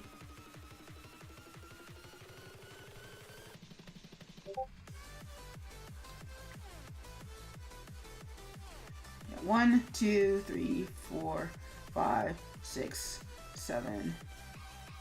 Okay, cool. That should be 8. Like, remember, the cool thing about Frieza's forms were that they were so radically different from each other. Like, his first one was kind of short and squat, but he could still kick your butt. The second one was super muscular, and really scary looking. The third form looked like a xenomorph. And then just when you thought Frieza couldn't get any more monstrous, it turns out you were right. He couldn't. He turned back into not only did he turn back into the small shrinky one. This fourth form was even less threatening than the first one. Remember that? Because, like, at least the first one had horns. Oh, yeah. Whereas, suddenly, Sexy Runway Man is basically defenseless except for a tail. And even the tail's not really that threatening. It's hilarious. That was the fun of Dragon Ball Z, was that you never knew what your characters were going to turn into. So suddenly, Frieza gets a new form, and, oh, by the way, it's an Oscar trophy. Woo. Frieza can go Super Saiyan. Woo. Yay? I mean, I'm sorry. Just, like, that's not really impressive to me. It's like, oh, he did the Super Saiyan thing. And again, I'm not saying I need Frieza to be like a giant tentacle monster. But that if you had to give Frieza an extra transformation, that was the most boring thing you could do with it. In the same way that the Super Saiyan God and Super Saiyan Blue modes were the most boring things you could do with those transformations. Like, yeah, does it satisfy fans' desire to see them? Sure, but I think you would have liked your fans to be more excited than just happy. It's like yesterday night on somebody else's stream, I heard the sentiment that Dragon Ball Super is something that you watch once and then you don't really go back and rewatch it. And the thing is that for all its faults, I think you couldn't say the same thing for the last half of Dragon Ball GT. The idea of the Dragon Balls being corrupted by years of misuse, caused by the protagonists, mind you, that's interesting. The idea that the Saiyans' history as space-mongering pirates, coming back to bite them in ways that they don't have really any justification for, I think that's interesting. Let's copy link address because I think we're out of songs to request. Are we? Yep. Yeah, we are. I just added some. Oh, okay.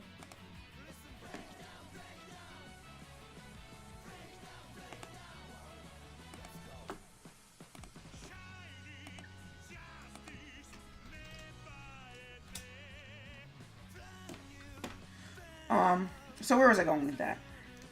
The idea of the Dragon Balls being misused, I thought was really cool. The idea that's like, yo, we told you to stop using these things to wish away all your problems. You didn't listen. Well, guess what? Now they are your problem, and you can't just use them to wish away the bad. Do I think the dub was kind of dumb? Oh, absolutely. But I thought that was a cool idea. The idea of Baby, basically taking over the secondary cast and saying, yeah, you can't fight us. If you want to fight us, you can, if you want to fight us, well, you're kind of, you're gonna kill your own family. Also, the idea, again, of Baby, being a victim of the Saiyans taking revenge, I thought that was a cool idea. I don't think the Android 17 arc worked as well, but I thought those were cool ideas. Whereas Super kind of takes all the plots and basically says every plot that you've already thought of. And part of this is just because Dragon Ball Super can't have any stakes. Like in the first time we get back from the first time we get back, Goku is fighting a god. And yeah, while the god obviously can't fight, can't destroy the world. Him befriending Goku basically takes out any suspense that any future arcs might possibly have. Like, yeah, they write around it by saying that Beerus is basically too lazy to get off his butt and do anything worthwhile. But that doesn't change the fact that when they do run out of options, the answer usually does turn to, oh, let's go to the gods and ask them to save us. Like in Battle of the Gods, it resolves itself with Beerus deciding, oh, I'm just not going to destroy the world anyway. In the Resurrection F, Whis trains Goku and Vegeta so that they have the power to beat Frieza. Not only do they have the power to beat Frieza, but when Vegeta screws up, Whis rewinds time so that it never happened.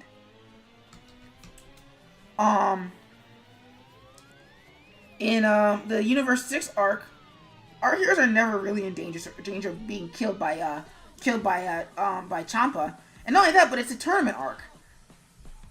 Like, I'm sorry, Dragon Ball Z doesn't do threatening tournament arcs.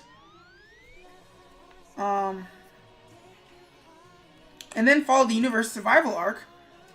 Suddenly, it's okay. They're not gonna lose. The universe isn't gonna be killed.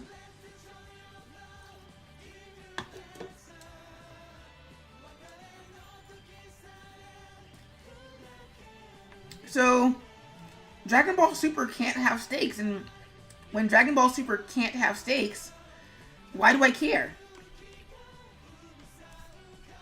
So we hit upon why the characters being misused. We hit upon the power levels not being dynamic or interesting anymore. Let me see if I can find another one to throw in there. Copy. Oh wait, no, that's not one.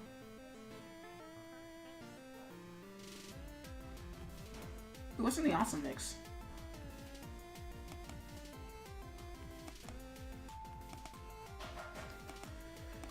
Come on, computer.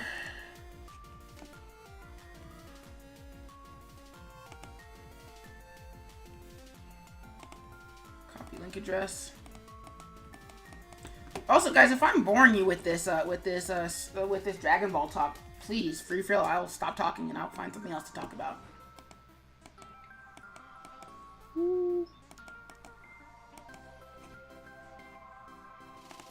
It's been interesting. I just not I haven't caught up with it. Well, I'm not that into it as I was when I was younger. I just have nothing to contribute. Apparently, Zombie XM is digging all the Dragon Ball talk. So, okay, so let's continue on this train of thought then.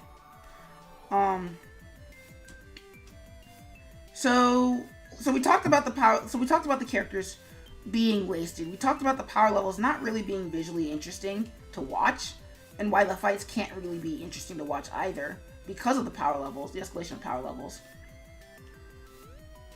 We talked about why Dragon Ball Super can't have any stakes. And then let's get to the part where that's actually the most important part of this, the fights. So we've established that the fights can't really have any narrative stakes because everybody's just kind of derping around, watching Goku get into trouble, and then have to fight his way out of trouble. Like, there's so little for Goku to do that he has to pick fights. Oh, Demi writes, it is interesting, I just don't like DBZ that much. That's totally fair.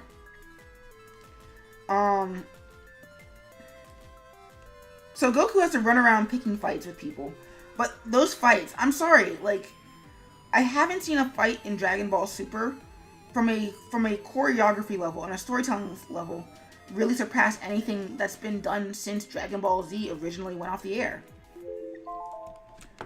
Okay, so it is actually time for a break now. So we're going to take 3. First, I'm going to hit stop recording. So let's hit stop recording. Gonna go to our break screen. And the reason why we're taking a break, everyone, is because I'm not like I'm turning 30 this year. I'm getting older, and so I can't really be like sitting in front of a screen for hours on end. I actually have to do stand up and not be sitting in front of a computer. So I'm gonna keep talking while I'm stretching out. Oh my god, my spine. Ugh. Whew. So, in terms of the actual visuals of the fights in Dragon Ball Z, it feels like Dragon Ball Z has kind of forgotten that time has kind of moved on since it was on the air, and that almost everything that they've done in terms of fighting has been done better since Dragon Ball came out by other shows. Like, how does Bleach show that Ichigo is too fast for people to react to? Not only does he have multiple clones of himself, but those clones can also attack too. Naruto makes use of their terrain. Naruto's fights go all over the place. On the ground, in the air, on top of the water, underwater, all sorts of stuff. And of course, Gundam makes flying battles even more visually dynamic.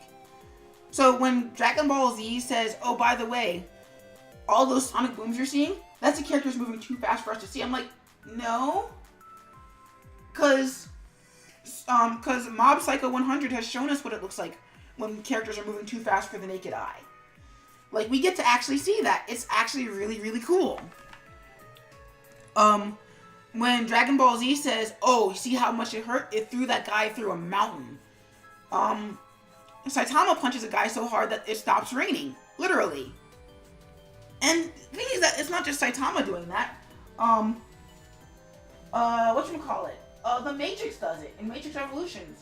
Neo and Smith punch each other so hard they create a sphere where there is no rain for a half second. Like, it stops, like the sphere of water expands, and inside that sphere there's no rain until a minute later when the rain decides, oh yeah, gravity inside the Matrix. So when Dragon Ball Super says, oh man, look how hard they're fighting, lightning's raining from the sky, I'm going, yawn. Oh man, that character is so powerful that they stood and they took the punch. I'm like, yeah, but it's actually more interesting. It was more interesting when Luke Skywalker did it at the end of Last Jedi, where he dodged everything, and it turns out then he was never actually there. I'm going to remember Goku versus not Goku. I'm going to remember Luke versus Kylo Ren much more than I'm going to remember Goku versus Jiren, or Goku versus Beerus, or Goku versus Hit. That's the guy's name. I forgot Hit existed.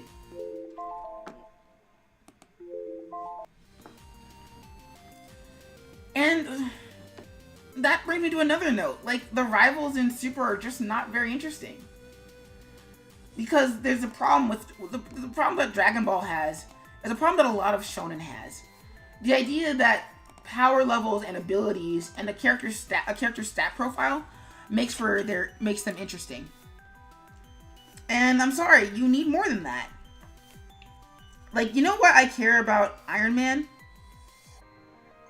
Because he's basically Robert Downey Jr. Trying to make up for being a screw up. That's Iron Man's entire story. Is realizing he's a screw up and being a snarky jerk about it. And note that he's not really, it's not even just that he's trying to seek redemption. It's that he's very flippant, he's always got a wisecrack, and he always feels like he's in control or maybe slightly drunk. But I don't watch Iron Man to see the suit battles. I mean, yes, I do, but I watch Iron Man over Batman because of the humor in that character's personality. Again, I like Vegeta as a character because we've all been in that spot where somebody just happens to be good at something, and it almost never feels like they work quite as hard as you did for what you've got. Vegeta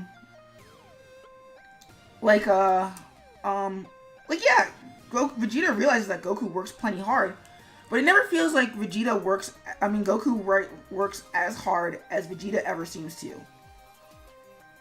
Mm-hmm. Like, we've all been there.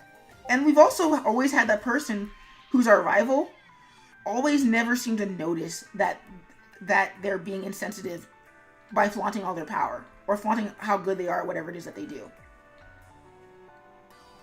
Did I set the timer? Okay, I did set a timer.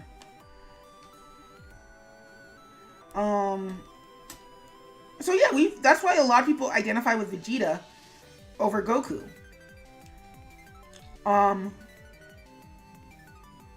We don't identify with Vegeta for his ability to keep up with Goku, or rather, stay slightly behind Goku. We admire him because he's a bit of a dick. He says and does all the things we wish we could just do without consequence. And of course, we also ignore that almost everything Vegeta does has consequences. Like, every dumb decision Vegeta makes over the course of Dragon Ball Z has consequences for everybody else. Like, Vegeta probably could have learned to go Super Saiyan 3 if he hadn't blown himself up. The latter half of the Cell Saga wouldn't have happened if Vegeta hadn't let the Cell power up, etc., etc., etc., etc. And this made Vegeta a very interesting character. How is Vegeta gonna screw everybody over this time? But the rivals that they introduce in Super are not really very interesting. Like, Hit is so bland, Goku has to hire him to come back for Hit to come back into the story for any reason, for a reason. Like, Goku literally has to hire Hit to come back into the story. And, like, the mystery of Jiren is the same mystery as Goku Black. What's the mystery behind this character? And then once you find out the mystery, you're like, that was it? Really? Like, let's face it, the only interesting part of the Goku Black arc was, who is Goku Black? What happened to this version of Goku to make him such a jerk? Or, if this isn't Goku, who is he really? And let's face it, did you really care about the answer? Was the answer really interesting to you?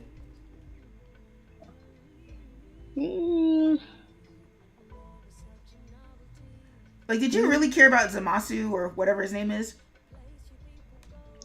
No, not him in particular. I was just wondering why was Goku all evil and black? Yeah. That was it. And the thing is that, like, okay, you found out why Goku was, and then it turns out that, you know, Goku is evil and black because he's another version of the boring guy.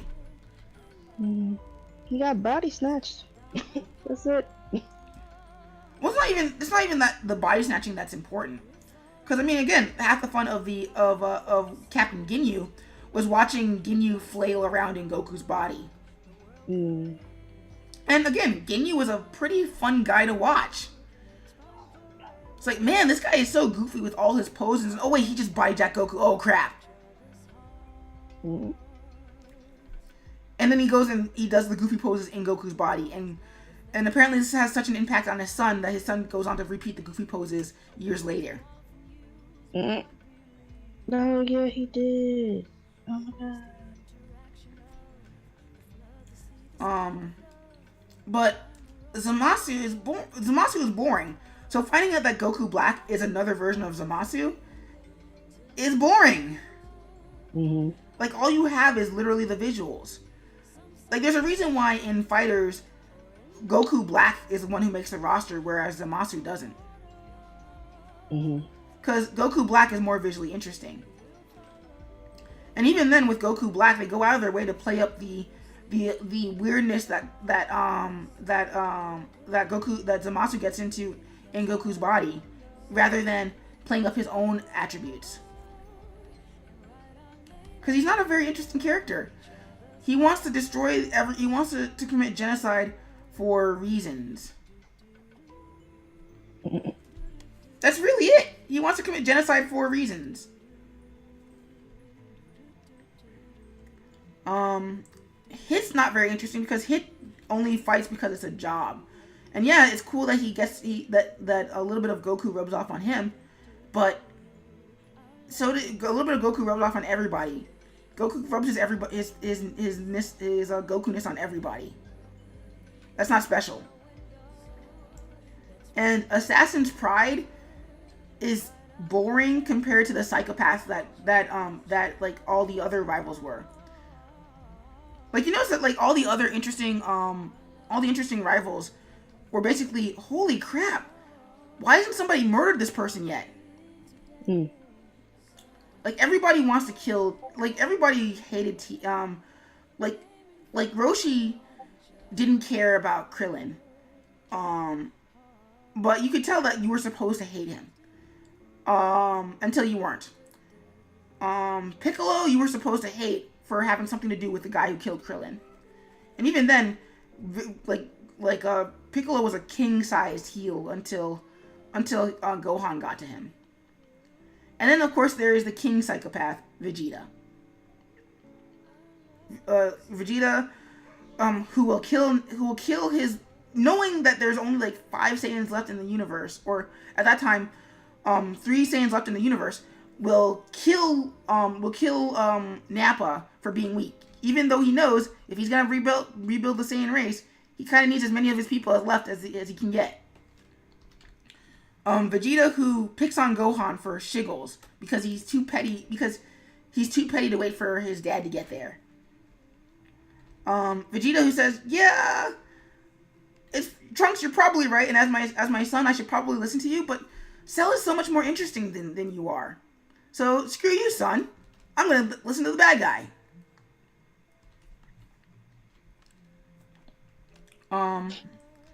Whereas Hit is basically, his entire motivation is, I'm being paid to be here. That's it. And again, the mystery of Hit isn't so much the mystery of Hit isn't why he is the way he is as a character. The mystery of Hit is, how is he stopping time? And then once you figure that out, he's not a character anymore. You notice that he becomes Piccolo 2.0 every other time he shows up. He's basically Piccolo 2.0, but just slightly more antagonistic than Piccolo because he's an assassin. So, yeah, I'm not really feeling Hit as a rival to Goku. I'm not going to remember Hit either.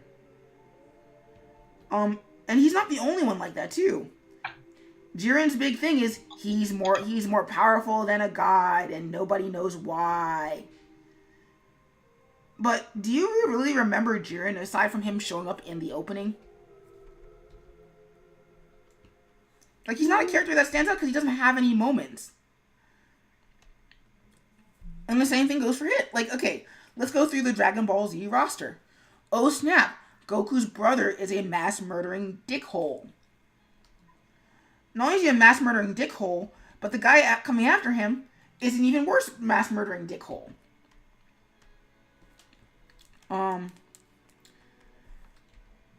Vegeta is so much of a dick that he'll kill Nappa. Like, this was a low that none of the other none of the other villains in Dragon Ball had gone to at that point. Like, yeah, or at least they never did it for reasons as petty as Vegeta. Like, yeah, you have people like Mercenary Tao or Commander Blue who'd kill people in horrific ways, but there was always a justification, and it was usually in self-defense. Vegeta's just like, nope, I don't like Nappa anymore. I don't like Nap anymore. Here, you're dead to me, literally. So he kills Nappa. Fast forward to Frieza. Frieza is polite. More so than anything else, he's polite. Yeah, he's still gonna kill you, but at least he'll be polite about it. And ultimately, you might be able to reason with him. His ultimate goal is still bad for you, but you can probably still reason with him if you are very, very careful about picking your words. Fast forward to Cell. Cell is basically Piccolo, but smart. But evil. Like, you know that Cell goes out of his way to avoid fighting people until he gets his power. At which point he becomes Goku. And he becomes a very twisted version of Goku too. And not like Vegeta, whereas Vegeta will fight you even if he knows he's going to get his butt whooped. Cell's like, I'm gonna wait. I'm gonna wait until I'm strong enough to kick your butt, and then I'm gonna come back and prove I'm gonna kick your butt. Like, Cell vacillates between Goku and Piccolo. And that's what made the Cell arc so interesting. Meanwhile, fast forward to the Buu arc, and Majin Buu first starts off as a little kid. It's like, holy crap, how do I stop my niece from killing me? He's basically a 5-year-old who can be convinced to do just about anything. And that's both good and bad, because you never know where quite he's going to swing, especially if you cheese him off while he's still being a bad guy. And then he just gets, and then he becomes a generic bad guy, which is bad. Then he decides that he wants to fight people because Goku told him to. Then he becomes Piccolo 2.0. With Gohan. And then at the very end, he just goes bug nuts crazy in a way that's hilarious to watch.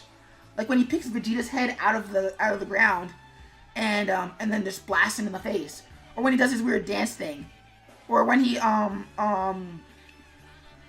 decides like he's gonna play whack-a-mole with Goku using his foot, or even the fact that he and Goku got into a biting contest.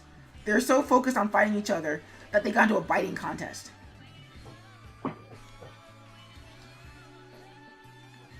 But compare that to Hit. I'm stoic, like Piccolo. I only talk if I need to, and I'm only here to get paid. That's great. What do you do for fun? Does it really matter? Yes, it does. I want to know who you are. Like, you get the feeling that Piccolo is either training, or he's making sure that the Earth keeps spinning, or he's watching out after he's acting as Gohan's secret babysitter. Not just for Pan, but also for Gohan himself, because he just can't help but dote on the kid. You get the feeling that when Vegeta is not training, he's hanging out with Trunks while pretending that he doesn't care, and probably convincing Bulma to make more kids with him. Because why else does Bulma tolerate Vegeta? Like, what do you think Jiren does on his off days? Because he's not a character. He's a concept. He's an obstacle. He's a MacGuffin. And that makes him kind of boring. Because it's like, okay, well, what does he do when he's not fighting? Would that be fun to watch?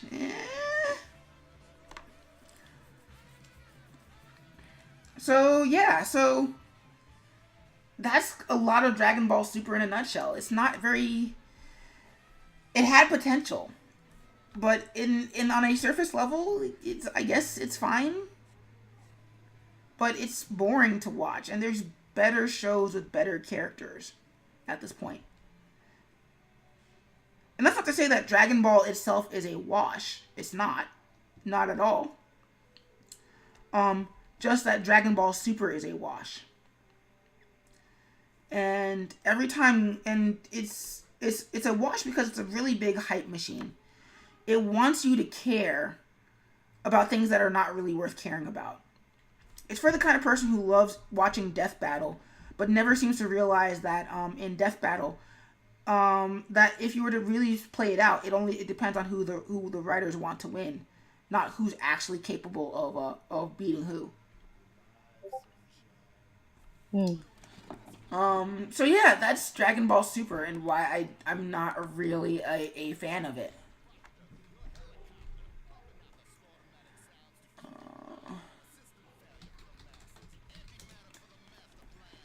Oof, I hope that got everything in that.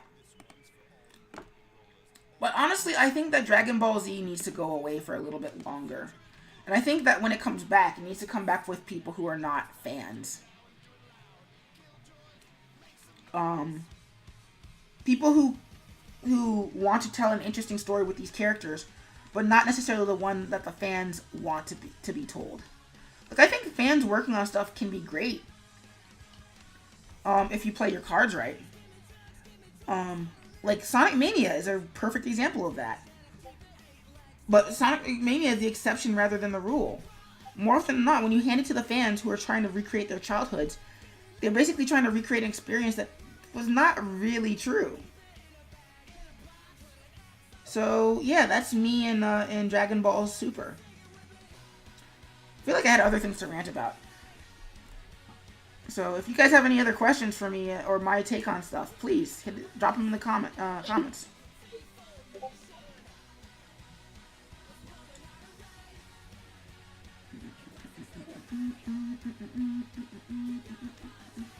Oh wait, Gabe Chester had a rant for me. So on the Discord, we were talking about the plot of Dragon Ball Z Fighters. And then this wandered into the plot of Sonic Forces, and that was a mess. But actually, I think I'm gonna take a rest on ranting for a little bit because I'm just kind of like all talked out. So, if you guys have any questions or you got anything want my takes on anything else, please drop a line. I am happy to be of service. What was that? Was that your sister? Yes. Oh my god. So you can't hear. Yep. Yeah. She was yawning, I think. How close is your sister to you? She's got cut like 10 feet away. Your mic is insane. Yeah. It's okay. You don't gotta be sorry. It's alright. She said yes, she does. No, I just hear you apologizing for her, so I'm like, this is funny to me. Oh, so you can't really hear her, you just hear her. Well, no, I just heard the yawn. I was just like, what was that? Okay. So what are you up to? to? So what are you up to tonight, Whimsy? My sticker that got deleted yesterday. I read that. Deleted. And my bag that I was telling you about earlier. I just about finished the design part. I'm trying to work out the text. I might show it to you later. Cool. Yeah, drop it in the art channel on Discord. Okay, yeah, no problem. I'll do that. So the text, because I want to keep it all together, but yeah, so I need to save that. Actually, save it. And so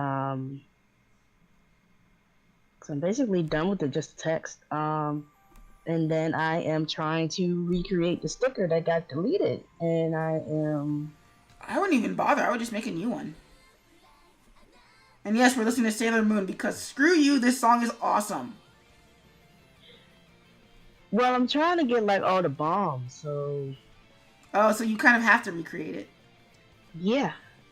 That's the whole point of this sticker sheet is like the many types of bombs. So that's what I'm doing. And then this one was the powder keg. Like the big barrel bomb thing.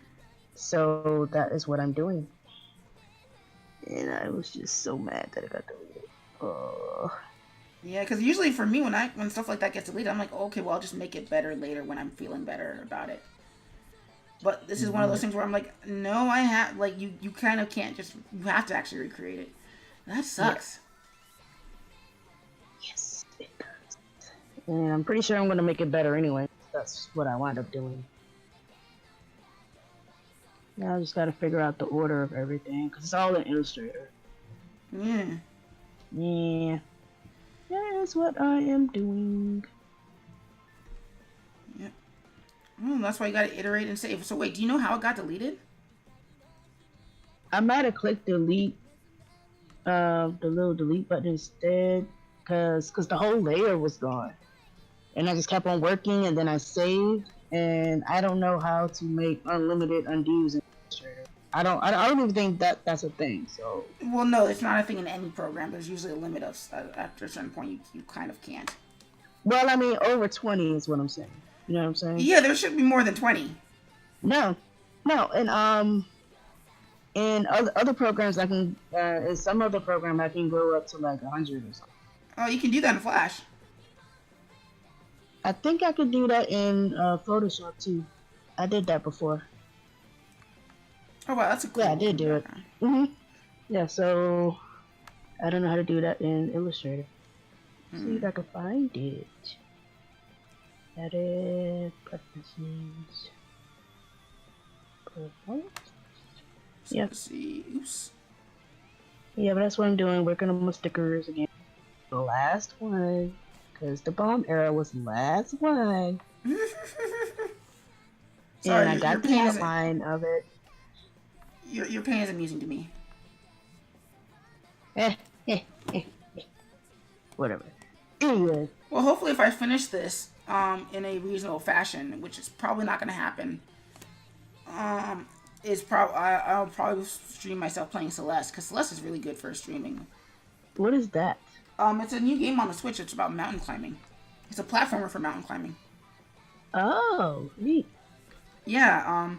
And I don't know. It just got me. It was good. But yeah. That's if I finish this, because there's a lot of panels in this. Mm-hmm.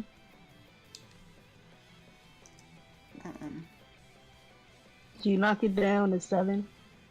Nope, there are 10 panels in this. Oh my god, you're gonna die. No, not really. It's just gonna take a little bit. This would suck if it had to be animated, but it doesn't, so. Dang, what is this rock match?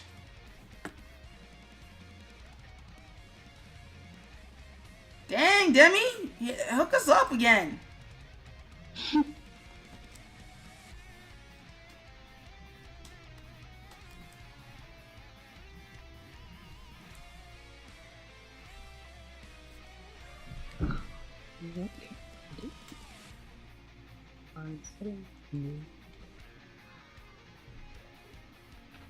Oh, because it's from Toho. That's why it's so good. You know, I could never get into Toho. Not because it was, like, bad or anything. I just could not. I could even, but I could not. I just could not. Sorry, my use of bad puns. Demi writes, what song is playing? I can't hear. Yeah, we can't hear it. Wait, as Mozzie can't hear it? Mm-mm. Wait, can anybody hear it? Well, I can't hear it because I'm on the Discord. Well, have I been talking to myself without being able to... Holy crap.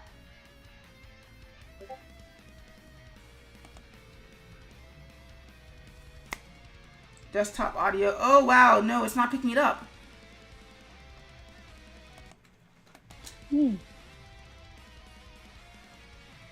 It's still not picking it up. That's weird.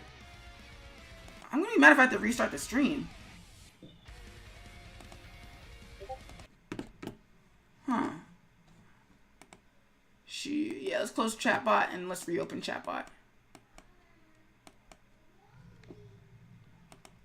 Shoot, I wish I'd known that Oh, Demi writes I can't hear on stream. So you guys gotta let me know if you can't hear, cause otherwise I'm just listening to this awesome music, and it's amazing music, but I can't hear it. I mean, I can hear it, but it kind of sucks if you guys can't hear it. I didn't know you guys couldn't hear it. Hold on, Demi, I'm restarting chatbot.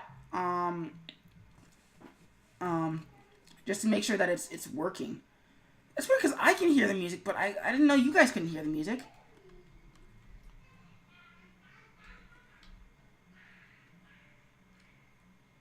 let's wait until chatbot starts back up.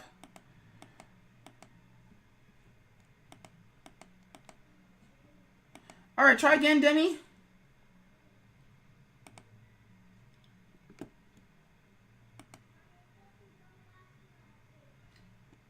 So it's playing the Magikarp song.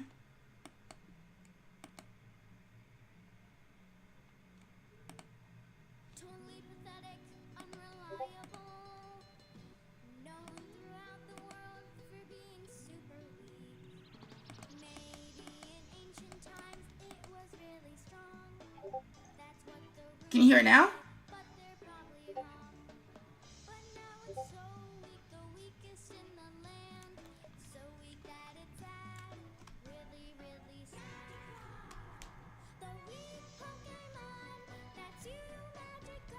Let me know if you guys can hear that, cause yeah, I don't really. That's not cool that you guys couldn't hear the music. Also, please don't be afraid to speak up if you can't hear any music, cause there's supposed to be music. I mean, Whimsy, if you want, you can drop out of Discord for a hot minute and then check to make sure that the music is playing. All right. Do that.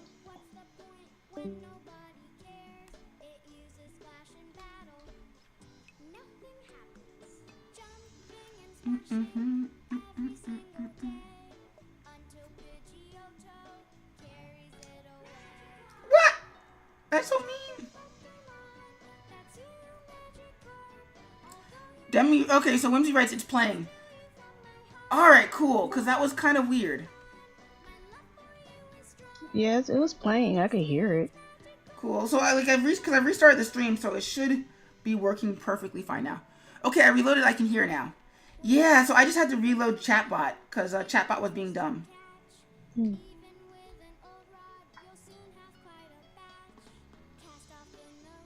But yeah, guys, let me know if it's not playing, because there's supposed to be music. I mean, I do appreciate that you're sticking around, even though this is not quite as interesting as it could be. But yeah, just let me know that that's not happening.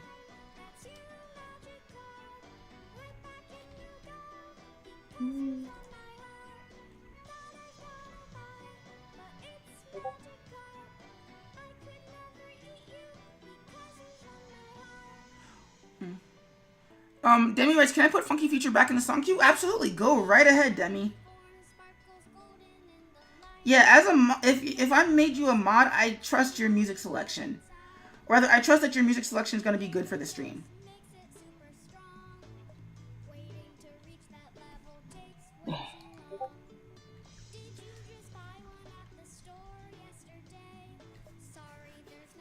Back to the Funky Future. Ooh. So we're going to pretend that this is a mob of people chasing the Crimson Fly. Ooh. Well, at some point I'm probably going to have to start putting gradients in these guys too, because you'll notice that it doesn't look quite as integrated as it did before. Also, I'm going to have to get a snack at some point, because that Dragon Ball Z rant, that got me. You guys think I should do video essays on this stuff? Hello? Video essays? Video essays? So you ever watch a person talk about a subject for like a 10 minutes or 20 minutes? Like that video I was saying about card gambling. Oh, yeah. Yeah, that's what's known as a video essay.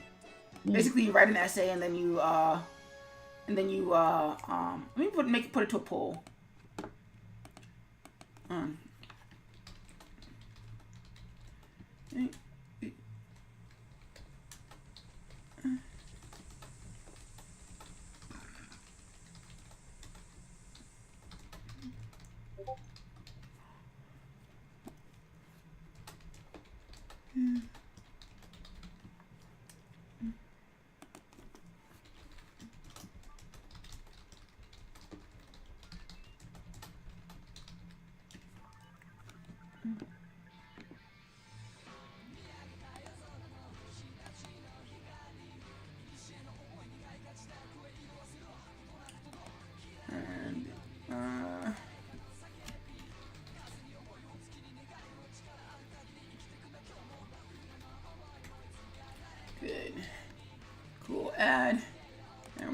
timer on this for 10 minutes.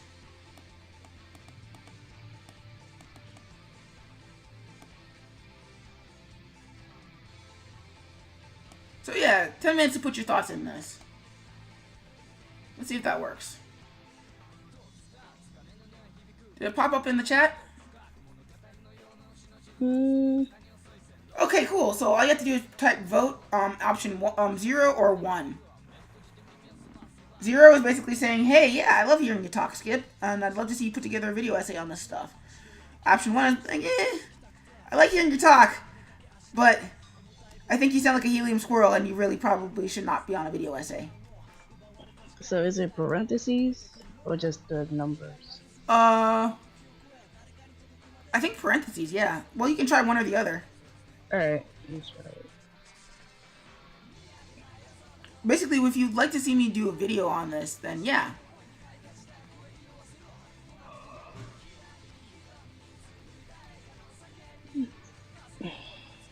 Think that I got counted. No message popped up. Let's see what it says. Not sure. Well, also, it only lets you have one vote. Okay, so I guess it counted. So, well, anyway, we'll find out. Well, there's one vote for yes. Oh, okay. Anyway. Counted. Yep.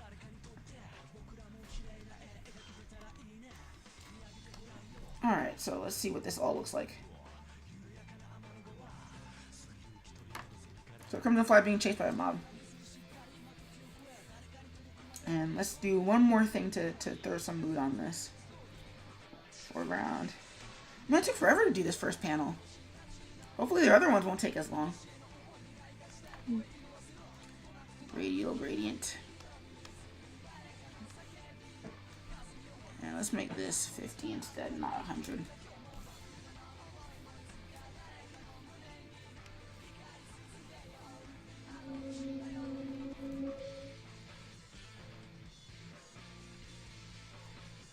And actually, let's make that 100 instead.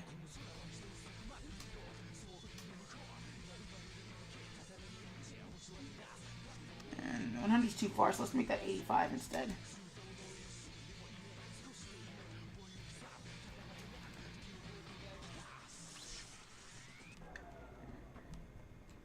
Note to yourself, do not request music videos.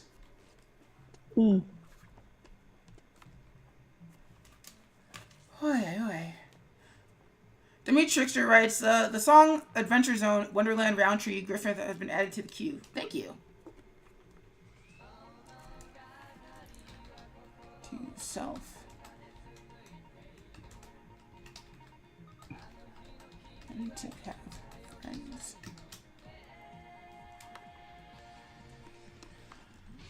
Oi.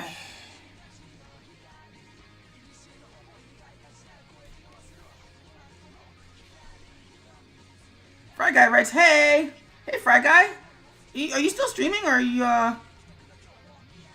Demi writes, does anybody else listen to Taz? I do not, but I've got it on good recommendation that's good music, so it's totally cool. Aren't you still streaming, Fry Guy?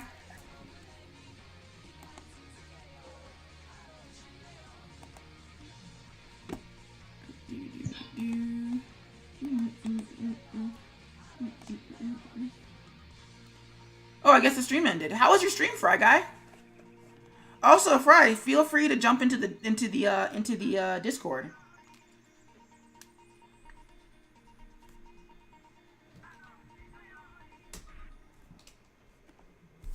So now let's put some text on here.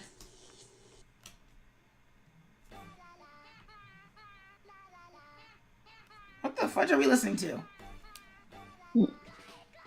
Fry writes, I'm not nearly as good at Banjo-Tooie as I was at Banjo-Kazooie. Wandering around without a clue.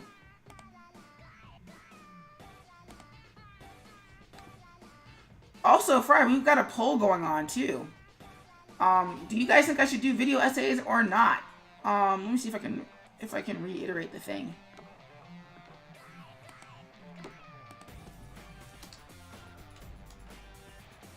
I guess it won't do that. So anyway, let's just copy the text.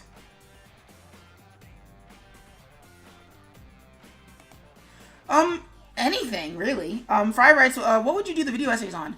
Really, anything that takes my fancy. Mostly because people seem to just like listening to me complain about everything. Like stuff like the like the Sonic Forces thing that we were talking about earlier today, or earlier in the stream we were talking about my thoughts on Dragon Ball Super. It's because you're an old man. Wheels are clouds.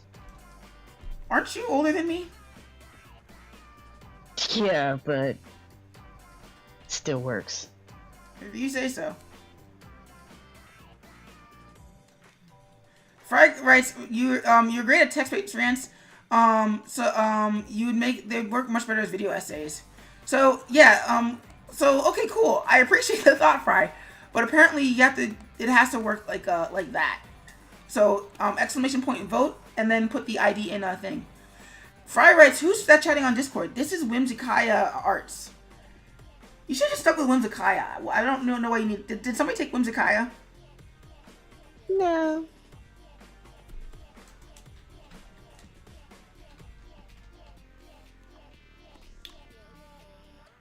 Cool, so I think that worked. Let's see if that worked. I think I did all of that, so everything would be the same. Hey, Fry Guy.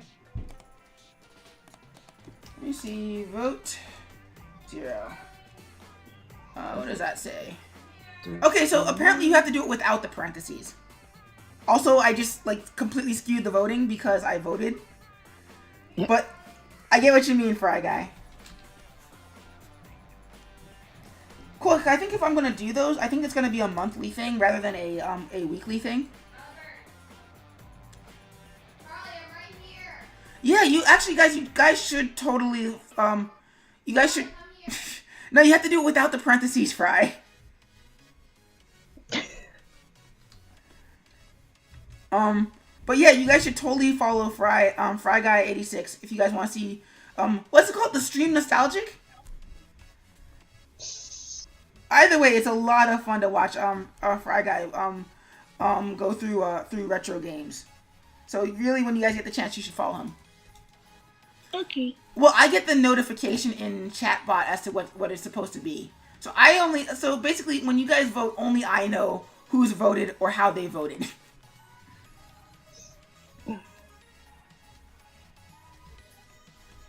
But I know what you mean, though. Yes, streaming nostalgic for retro games, Fry stream for current games. Both on that channel. So apparently my niece is trying to kidnap my cat again. Okay.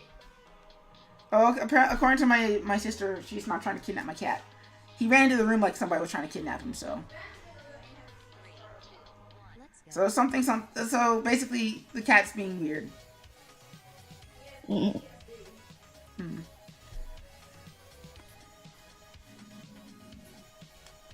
So, Crimson Fly is being chased around by by the bad guys, a la Amazing Spider-Man, because I am totally original, I promise, guys.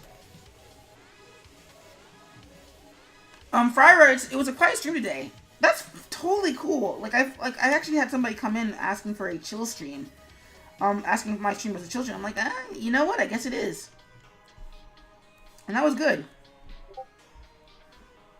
So, I'm not complaining about that.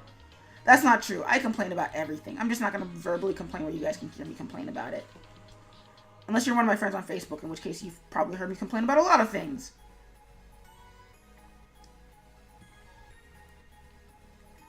So I think I'm going to make my first video essay about Sonic Forces and the boost to win formula.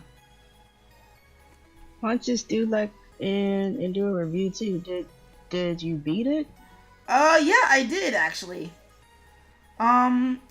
I want to hear you rant about how horrible it is. Well, that's the weird thing about Sonic Forces, is that it's not straight up horrible, it's just not very good.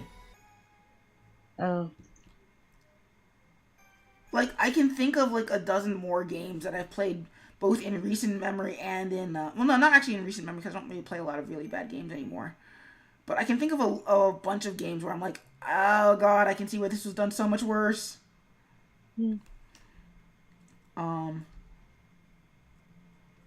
But ooh, did we run out of songs for the playlist? Fry writes, anyways, I gotta go feed cats. Be right back later. Might stream WWE Fighter Z or Shadows of the Colossus. Ooh. That sounds fun. Neat. Alright, well, thanks for popping in, Fry, and we'll catch you later.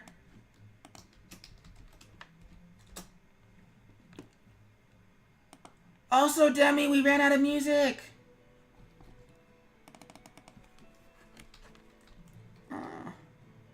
We're looking for,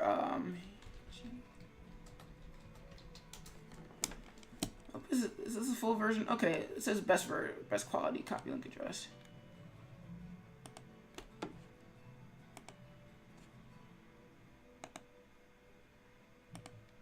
Actually, no, I'm not trusting that if I can't watch it. It's one of those things where I have to watch it first and then see if it fits.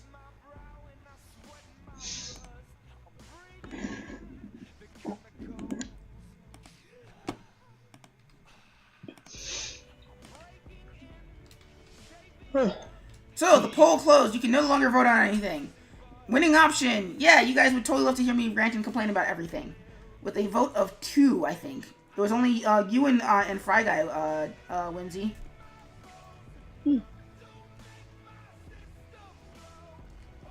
But I think I'm going to use the poll option more often, though. I don't really know what for, because usually what I'm going to draw is set in stone before the stream even starts. But I do think I'm going to use it to gauge opinions on stuff. Mm-hmm.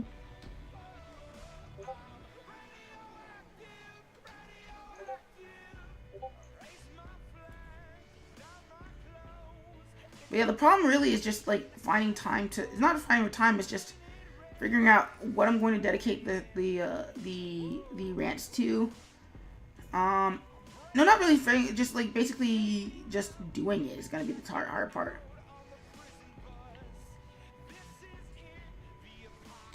Because I don't think I'm going to put my face on screen if I can avoid it.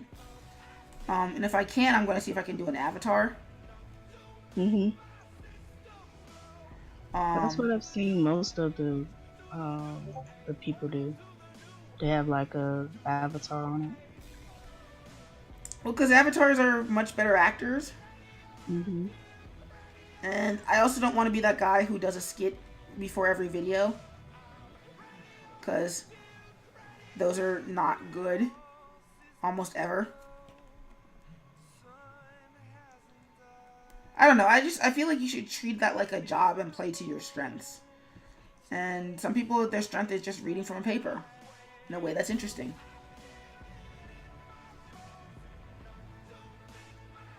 But I don't know. I don't really want to do a review of Sonic Forces because I don't really want to go through and play the game that much to get that much footage.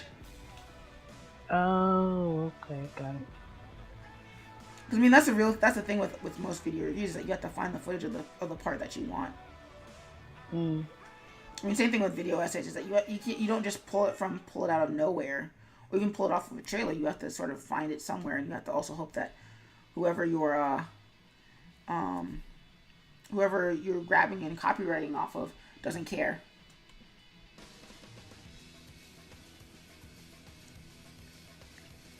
Also, we're about to run out of music again.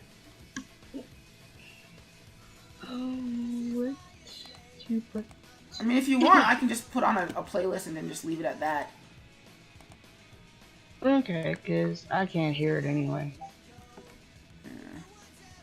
Which sucks because you're really good at that.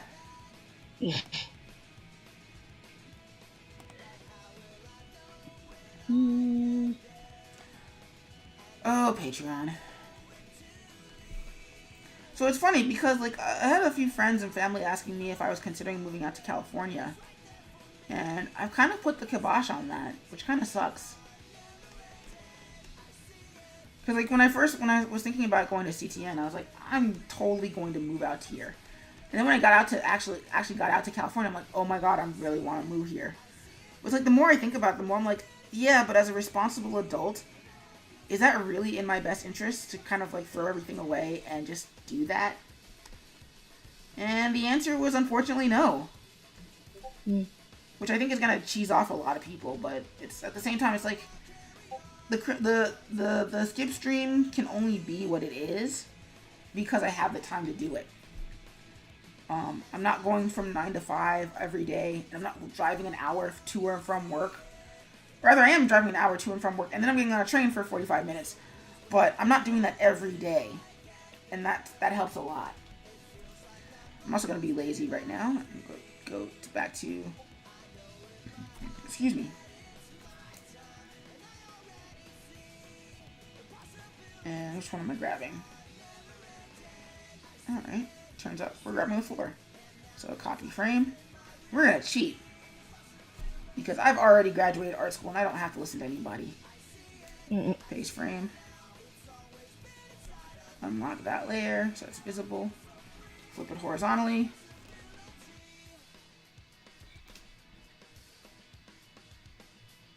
And stretch it a little bit. And actually that works a lot, pretty dang well.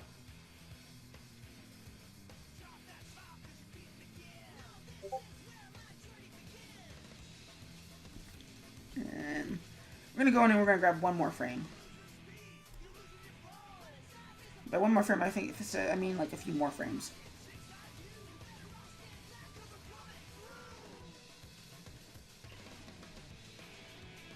Copy frames. And paste frames.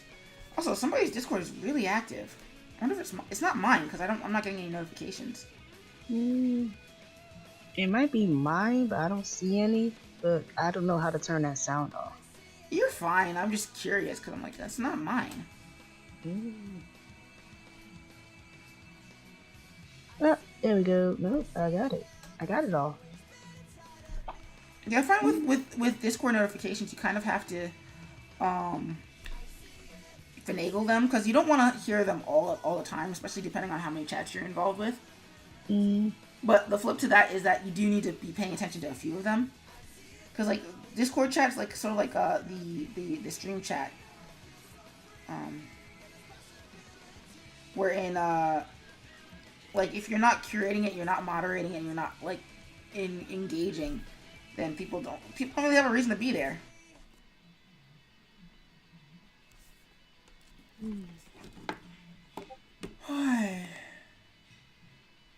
Oh, Fry's auto-hosting me. Yay. Thanks for the auto-host, Fry. Alright, so what are we going to do? We're going to listen to some other music.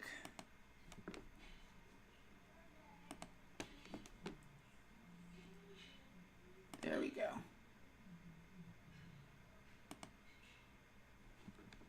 Also, apparently the straw poll is still running, which is weird, because I'm pretty sure I ended that a while ago back, but whatever.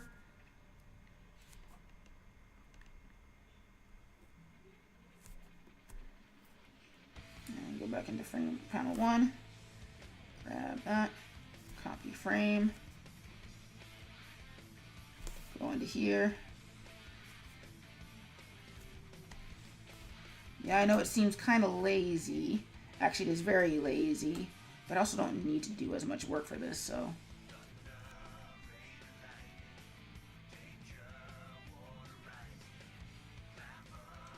And lock that. We're actually going to drag this up a little bit.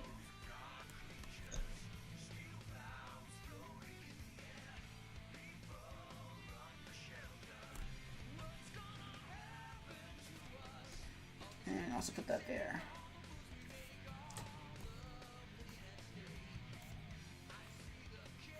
And add some text. I'm not looking forward to doing the video of this in like several weeks. Why? Because there's a lot of frames. Oh.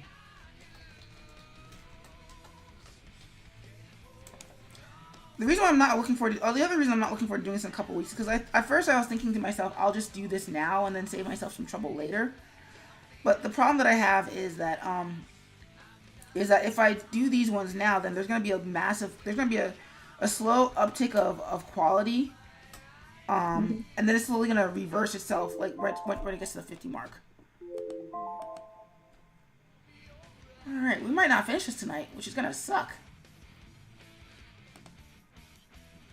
So let's hit stop recording.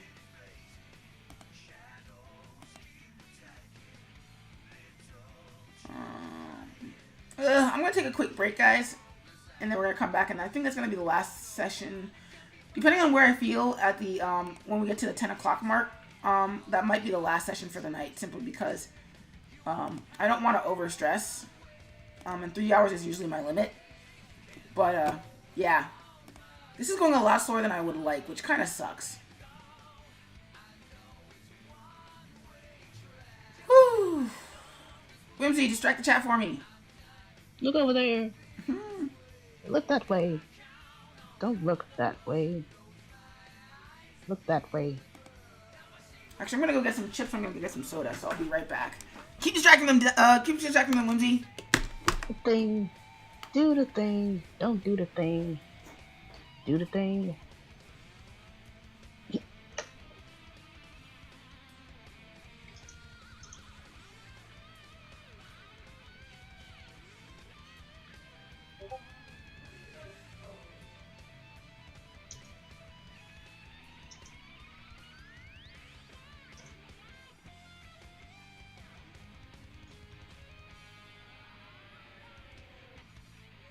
The thing that you do. The thing.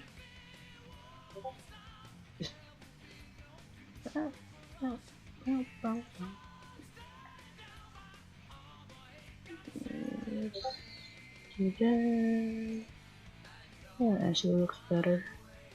I need to please down.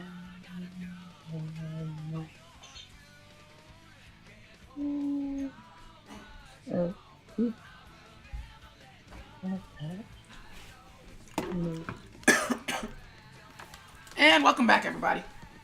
Did the thing. I see. I told them to do the thing. Woo. How much time is left in the thing? I should learn what the thing is. Oh, there's a minute left. Okay, I'm just gonna sit and eat some chips.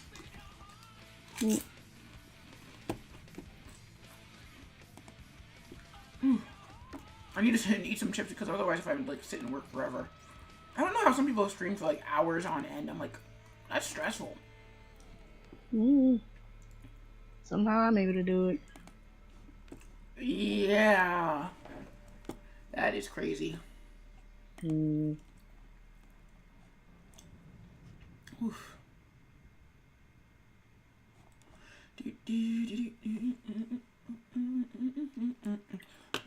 I guess we're probably just gonna migrate into being a chill stream.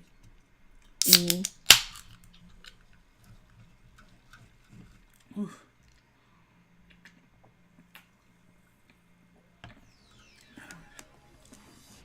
I don't know, it's weird because like I'm a talker, but I'm also like not a talker too. But when I feel like I should be talking, I'm like, I'm gonna keep talking and say words and things. Say the words. Do all the things. Alright, so it's time to get back to work.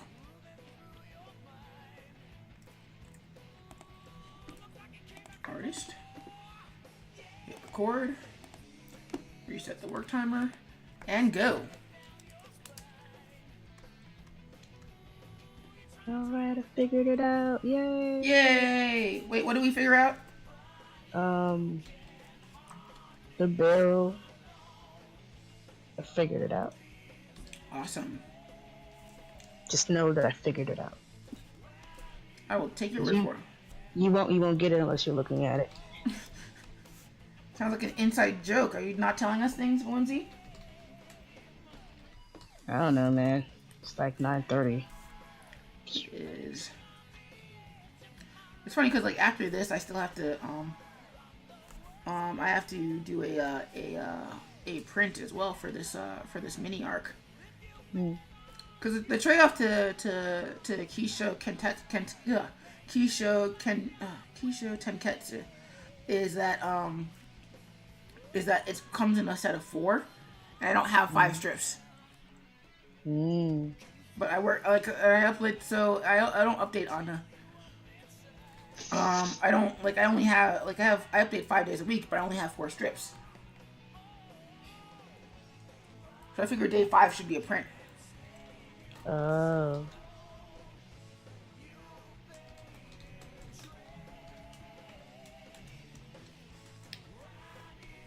Let's see.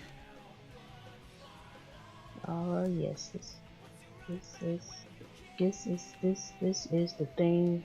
It is working. It is way better than the first one. Yay! Yay! Now I just gotta move points around. The boring stuff. Yay! Yay! 3 Crim Fly. So that'll work. It's not really the best, but it'll work.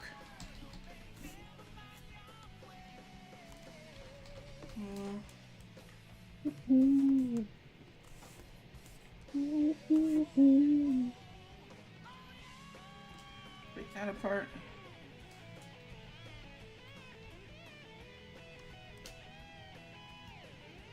Cut that out, because that's not For on real, there. yeah. For real. For Rizzle. I swear that sounds a lot better coming out of Drastic's mouth than it does mine. Maybe because you speak proper. There's no such thing as speaking proper. Hey man, just saying. Speak proper. That's all I know. Alright, this one's pretty easy because it's just a blank. Where is a point that is 16?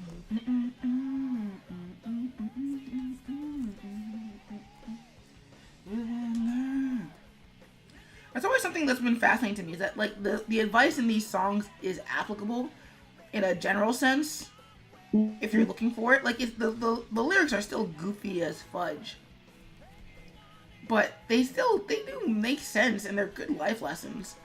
Like Live and Learn is basically about moving on from the past and learning to let go of the bad things that you did and move forward.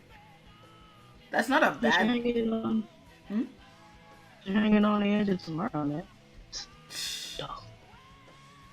I didn't say they're good lyrics, but like they're a little too on the nose. But they're pretty good lyrics to have. Like open your heart is basically saying, hey, I'm gonna like be open to new possibilities, and guess what? Even if things are bad now, they're going to get better, and I'm gonna make them better. Live and Learn is basically, hey, don't live in the past. Sonic Heroes doesn't really have one. Yes, it does. What I'm Made Of is a good song, but Sonic Heroes, the song itself, is kind of a little too... Who in their right mind calls themselves a Sonic hero? Like, why would Knuckles call himself a Sonic hero? No idea. But basically, what I'm made of is basically saying, hey, I've won before, I'm gonna win again, and there's nothing you can do to stop me. His World's another one of I Am All of Me is basically saying it's an identity song. Saying, hey, I'm not defined by any definitions. I'm my own person. And actually, because of the way Shadow the Hedgehog works, there's 5 songs like that.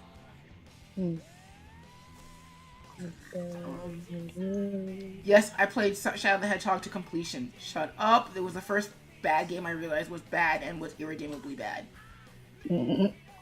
I played it too. I played the game. But the music in Shadow the Hedgehog wasn't bad either. And then I think they got back on track because Endless Possibilities is pretty good. They didn't have one for Generations. Didn't have one for Mania, and Fist Bump is pretty good. Oh, okay. It's still cheesy as all get out, but it's a general all-purpose friendship song saying, hey, you're not alone. You're not alone, and even the strong people need help too.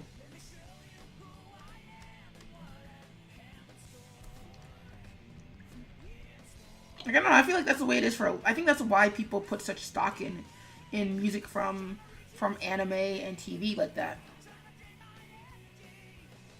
Because the lyrics are simplistic, but they're applicable, and they're applicable in a world that's very, very gray morally. Alright, so let's draw our Crimson Fly.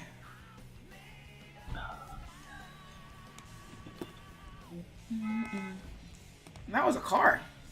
Yep. Outside. I might get strong. You can hear that.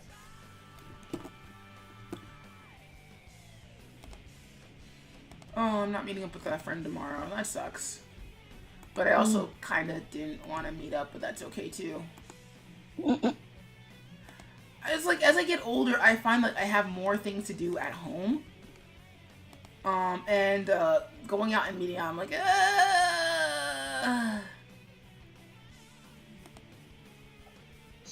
It's okay, Colin. Join the introverts. Well, no, like you don't want to be a hermit. No matter how easy it is to withdraw from the world, you do want to interact with it and be a part of it. Keep trying.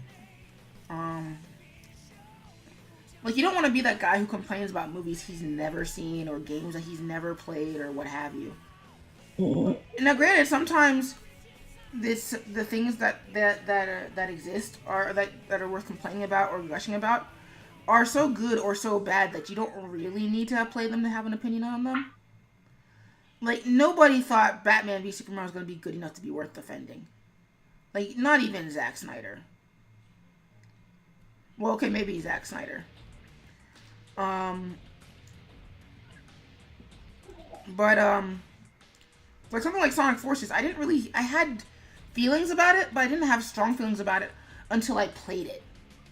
Because it didn't look like it was going to be bad, or like universally good or universally bad.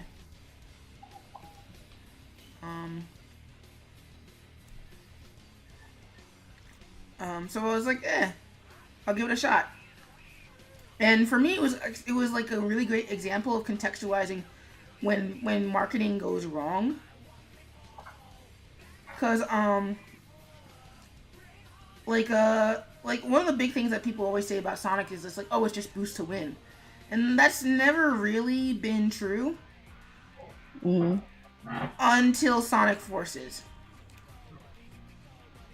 where like the first level can be completed without pressing the control stick. It just can.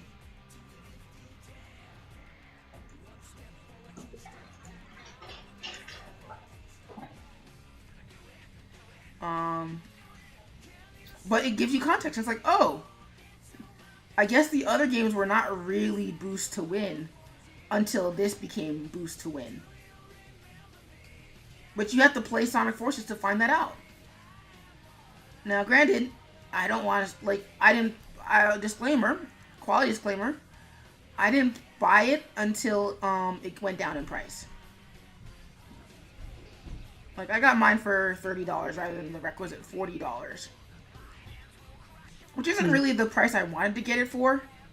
Like, I think it's worth $20. But,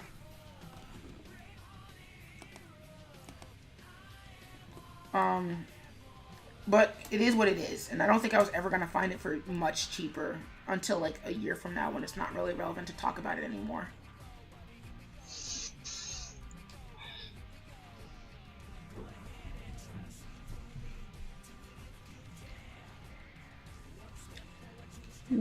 But you have to get out into the world even if you don't have to, and you really should. Even if you don't really feel like you have a reason to get out into the world. And the thing to also remember with that is that there's always somebody waiting for you to get out into the world too. Because I think there's a lot of a problem where everybody thinks that like you can be a part of, you can survive in the world without being a part of it. And it's like, that's just not how that works. You have to go to the store and buy groceries. That involves talking to people. The groceries cost money. You have to earn that somehow.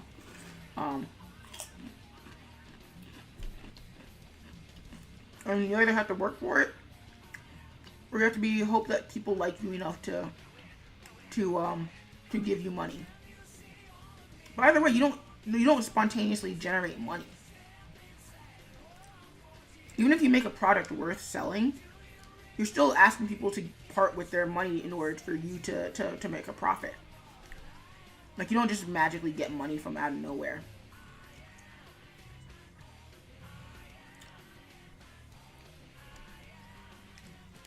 So yeah, go out there, be part of the world, make something, do something, all of that jazz. God, that song tries so hard to be edgy. It's adorable.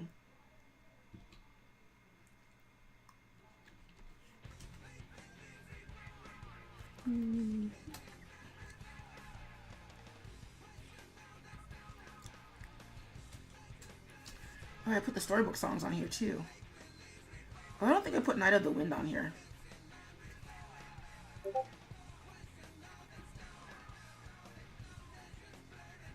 Okay, I think I'm gonna finish this tomorrow when stream ends. Just go to bed tonight. Try and chill out and relax and not think about my posts for next week. Because I spent all of today basically setting up my posts for next week, so that way they wouldn't I wouldn't spend the week or my free time during the week just making sure the posts went out. Because that was not fun. So for those who don't know, I started my webcomic The Crimson Fly this week. Probably should have led with that earlier in the stream. And I spent the entirety of the week, of the free time of my this week, making sure that posts were out on the pages that they were supposed to be, and on the galleries that they were supposed to be, rather than having them pre-planned and pre-posted, so that way I wouldn't have to. Like on the website themselves, the posts all went up fine, except for one post that went up early. But in terms of promoting it, that was a giant mess.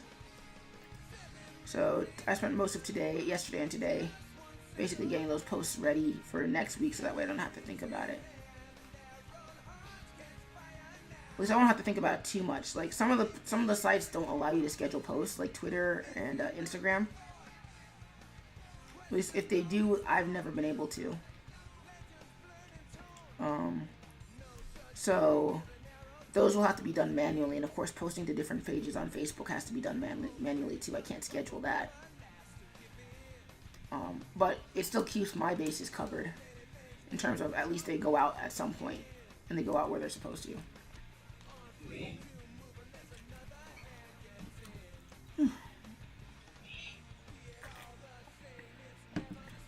Oof. So yeah, that's that. I wonder if I should set up a chill stream someday and just say, hey guys, I'm not going to be talking. You guys are free to interact in the chat as you will. And then just let that go and see how people like that. I mean,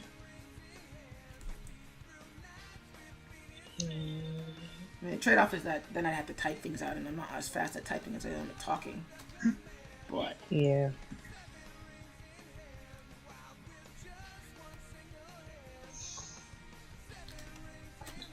this is going a lot faster now.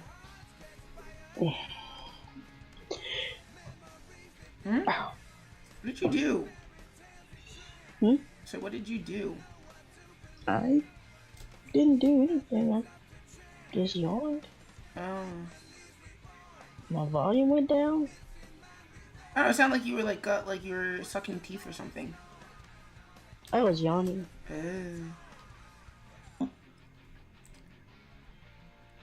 So the quiet sister yawns quietly, the loud sister yawns loudly.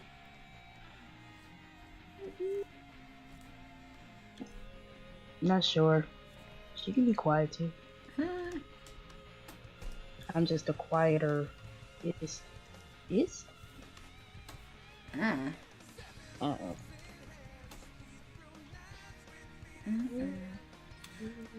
always funny. The more things change, the more they stay the same. Like what I like about Streamlabs Streamlabs OBS and Streamlabs chatbot is that it allows me to basically not really need a window open in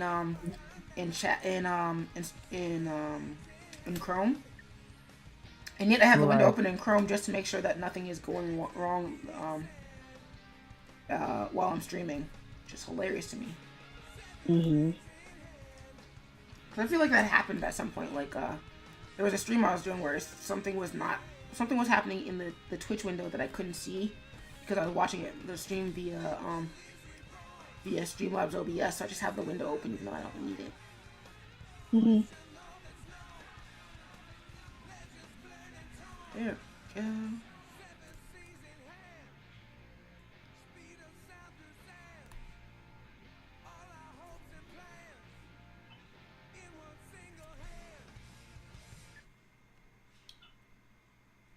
And just jumps off a roof.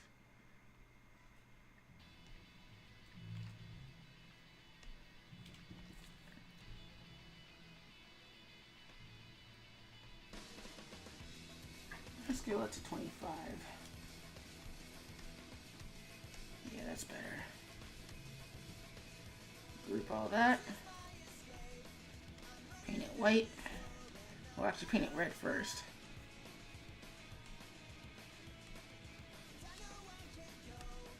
Now we paint it white.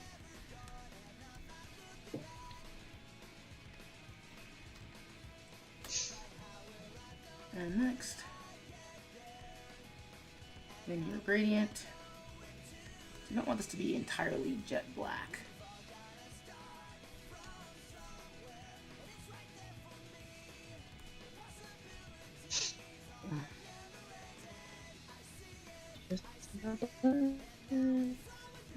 Let's make that 100%. Whoa, not a scale. What? 260 something. Let's just make that 100. Right. Kind of mad they got rid of the splatter brush in the later versions of Animate. Oh. Did they turn it into something else? Nope, they just got rid of it straight up. Yeah. Well, it's one of those features where it's like I found a use for it, but apparently I'm the only one. Mm. So they're like, well, nobody's using it, so let's turn it off. And I'm like, whoa, whoa, whoa, I am using it. Too late. Nobody's using it.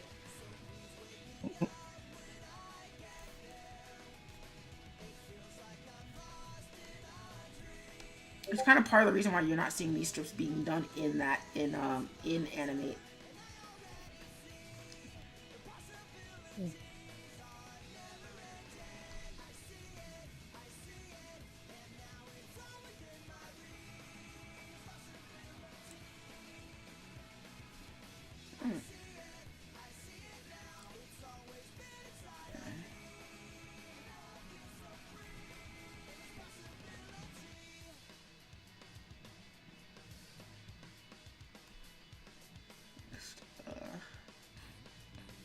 No.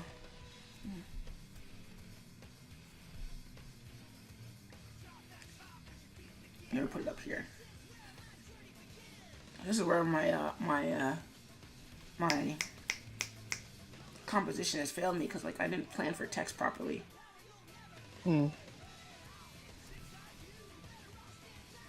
But that's okay. We'll make do. Ugh.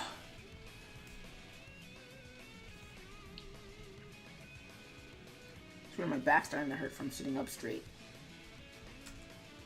Like, you know how most people's backs hurt from like cranking over? Mm-hmm. Nope, I've been sitting straight for too long. Oh, that feels better. Temporarily. I don't know, I'm just used to sitting up straight when I draw.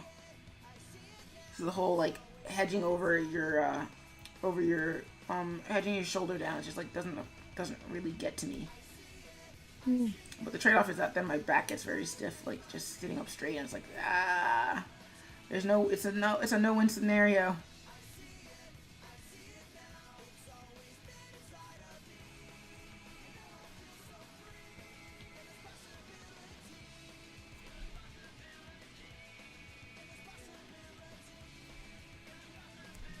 All right, let's find the next playlist.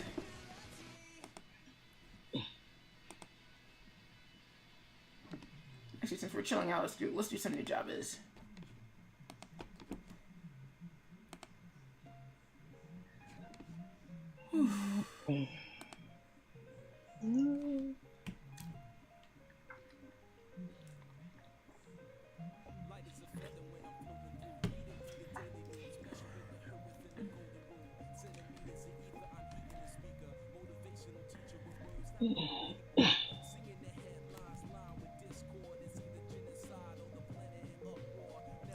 Actually, I think if you guys don't mind, I'm just gonna turn my face off.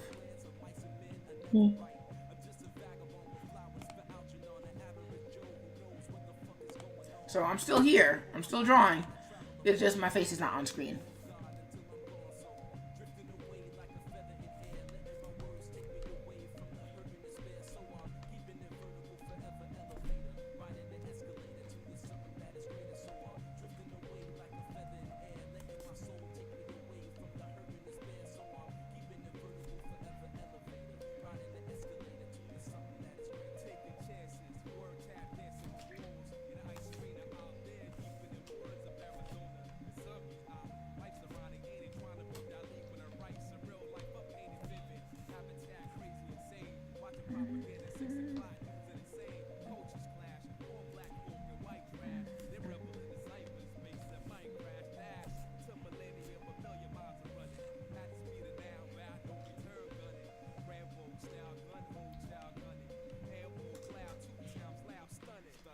Why did it do that?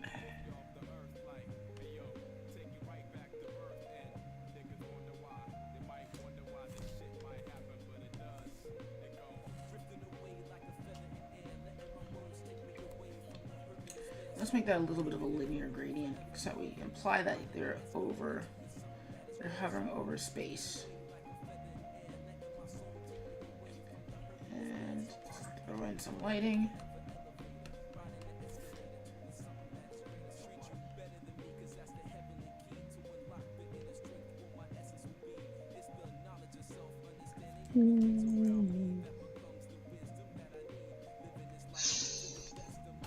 Let's do it. Circle.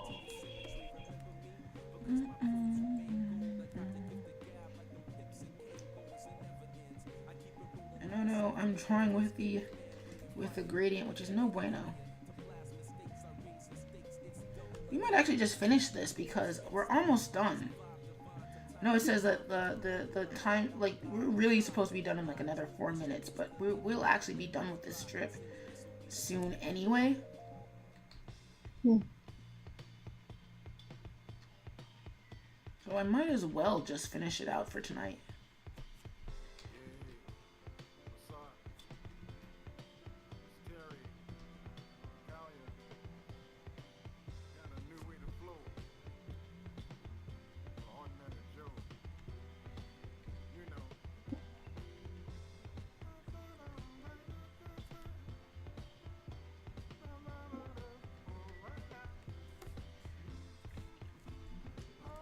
Turns out the Crimson Flag couldn't jump far enough.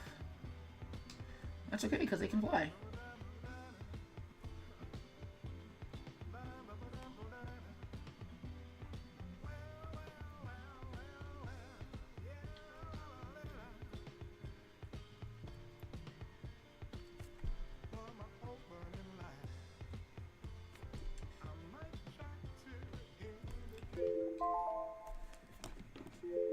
.53. Alright, let's hit stop recording. Let's hit record again. Reset the timer. And go. This should probably be the last one, though. Because I can get the other panels done in a half hour. It's not going to take too long.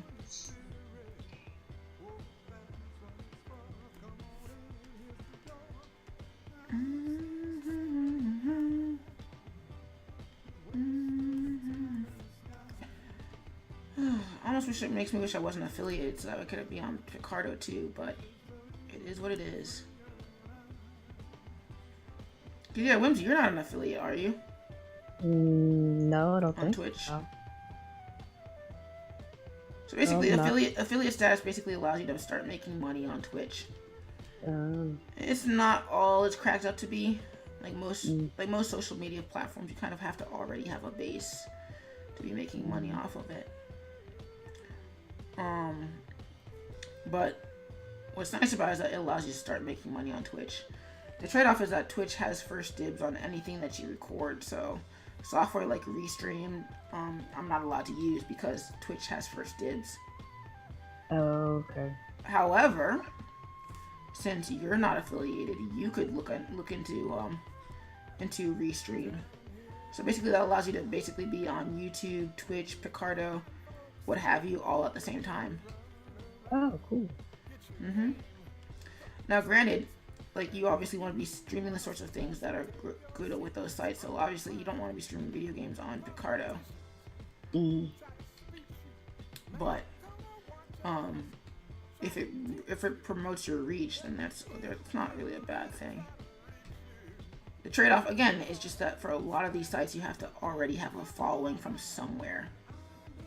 And the hard part of that is just that, how do you build a following without like, you need a following to build a following. So how do you build a following without either being first on the platform? Because that's usually how most people make it, is, oh, we were here, oh, what, we've been here since it started. We just didn't move on. And the other part of it is ultimately, how do you do it without being entirely about, like, somebody else's property? Right. Which, as I get older, I feel like that's not so much a bad thing. I think the issue is just, when do you move on from that? I don't think anybody minds. I don't think it's so much the fan art that people mind. It's just that if you make your entire career off of it, that's when it's a problem. And even then, I think making your entire career off of it's not really a bad thing either, as long as you put your own spin on it.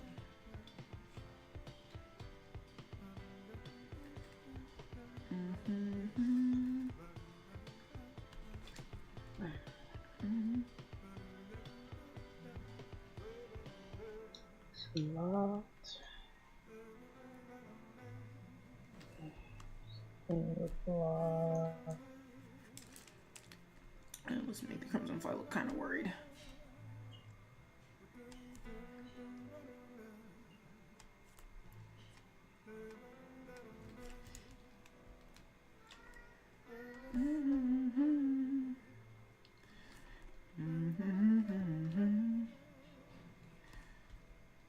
New way to flow. Could probably afford a voice coach. I know there's a music store nearby, near where I live. I could probably take lessons and learn how to not suck. Learn how to not what? So learn how to not suck at music. Like, there's a music store near where I live, in Catonsville. And there's a guy who teaches harmonica. I've just, like, before it was just basically I don't have the money to do it. Now it's become I just don't have the time to do it. But that's also not entirely true.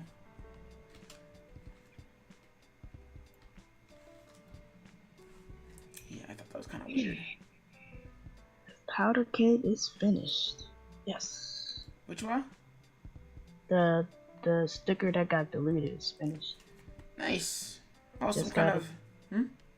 Just gotta do the outline for it, or the cut line. Yeah, it was fast. So I'm kind of bummed that you beat me. I mean, granted, I'm doing more, but that's not the point. Oh.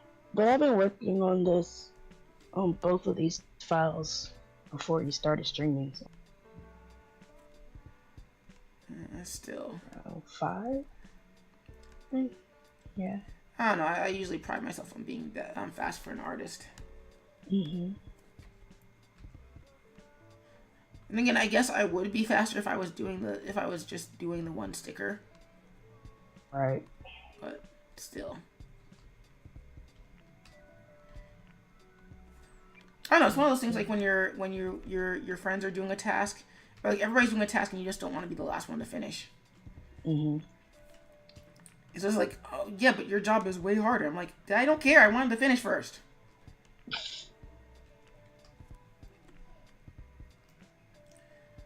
Oh, it's been live for 3 hours now.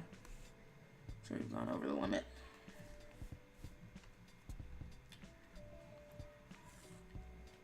Which is funny because, like, even after stream's over, there's technically I have to export the files for video. You have to what? Cause you know how these become videos, yeah. The The videos that you see. The videos that you see on the crimsonfly.com. After Effects? Yeah. Yeah. So I have to do that, set that up. Like the text bubbles popping in and out and all that jazz. Mm-hmm. I might not do that tonight though, cause not feeling it. Okay. It's not only that, but I'm not in a massive rush. What I really want to do, aside from those grades I keep putting off, is just basically make sure that my buffer is as stable as possible, which I keep forgetting to do.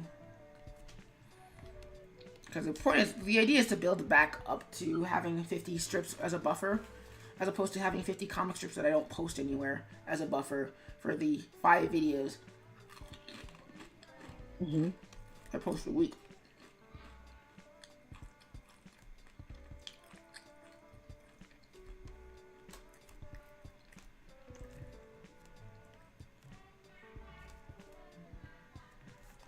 Let's make one more.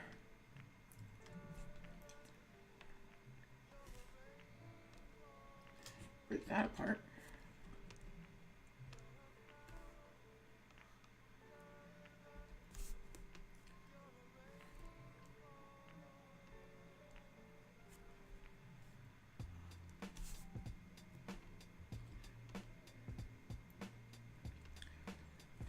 And then one more text frame.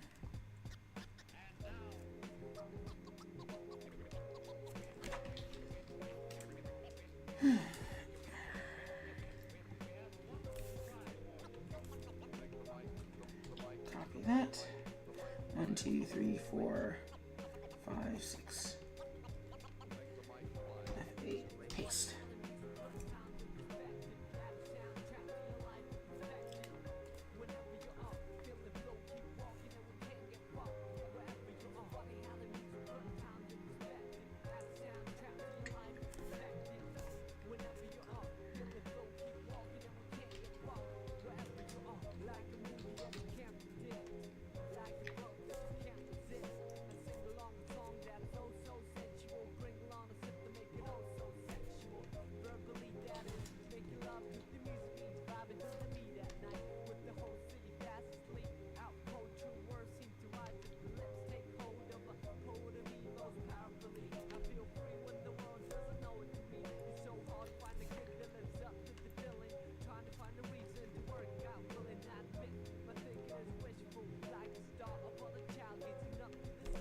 Come on, Flash.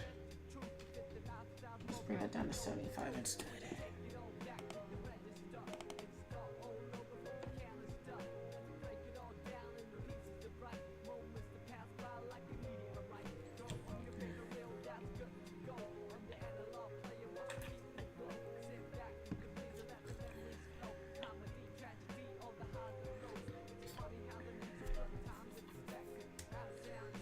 All right.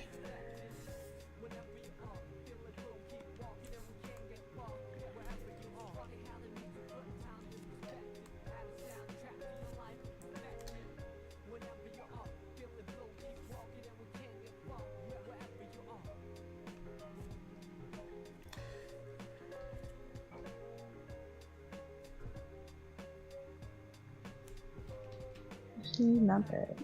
I think I'll keep that.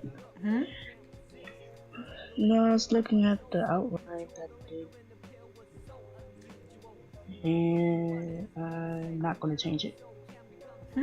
Keep it as is. That's good.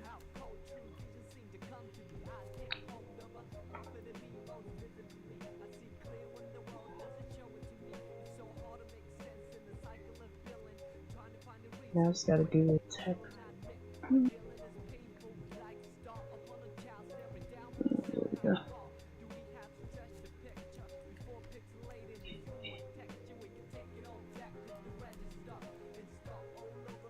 Yeah, sorry.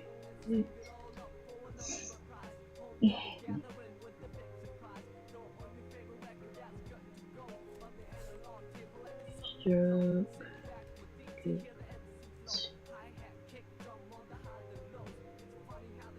Oh, oops. Yeah. See selected.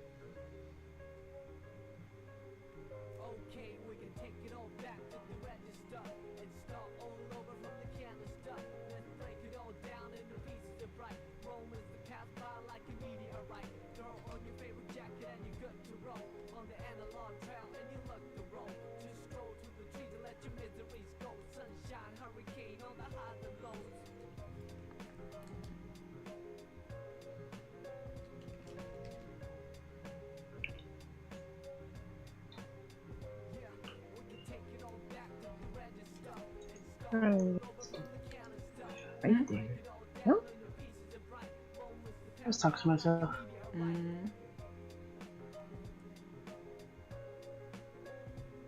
So how come you're not streaming right now, Whimsy? Hmm? So how come you are not streaming right now? I streamed yesterday. Well, I mean, you don't have a set schedule, so I mean, you and I could just be cross streaming right now.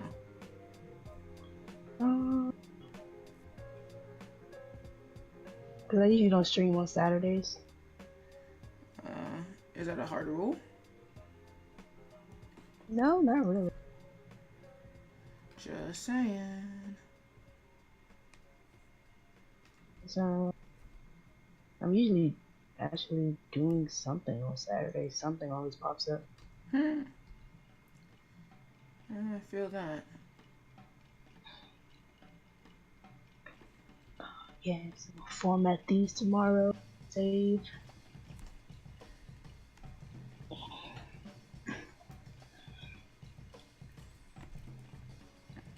And I am done.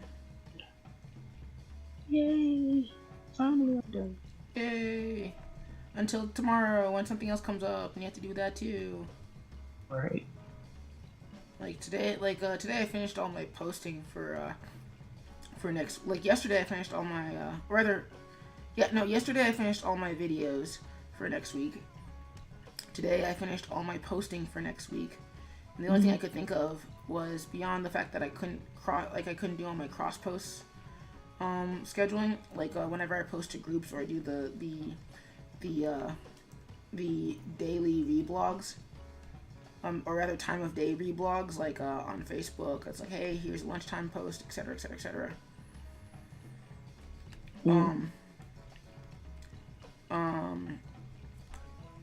I was like, okay, so then what's next? And I was like, you could chill for like 5 seconds. I'm like, no, what's next?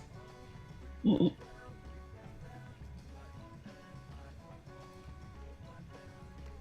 so right on top of that, we're gonna make another one. Let's do this in red. Actually, let's do this in black first. I still haven't figured out the visual effect I want to make for the wings.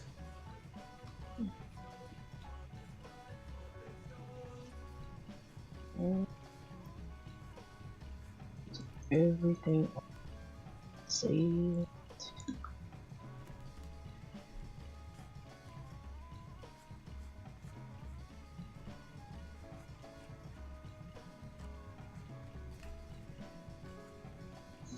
Hope this looks enough like wings flapping. Group that. Let's do that in red so I can see it.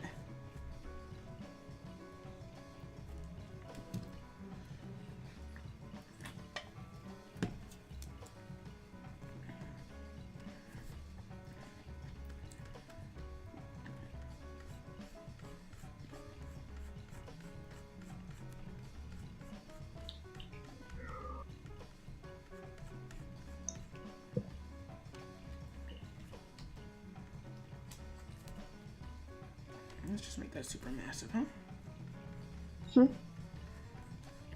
I haven't quite figured out the wings effect that I want to use for the wings flapping. Uh, So I'm just making the brush really big and just having it go back and forth in white.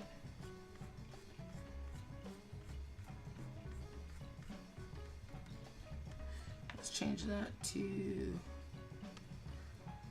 white. Let's change that to 75.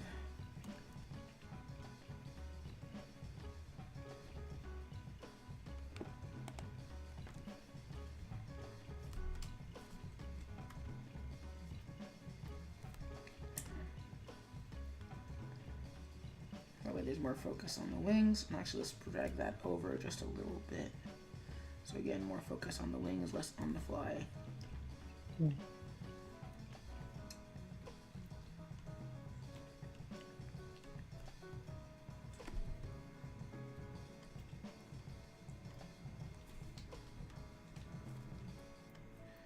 And actually select linear gradient because they're still falling.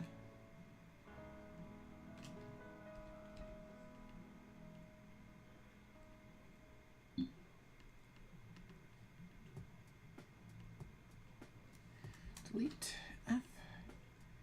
Rotate.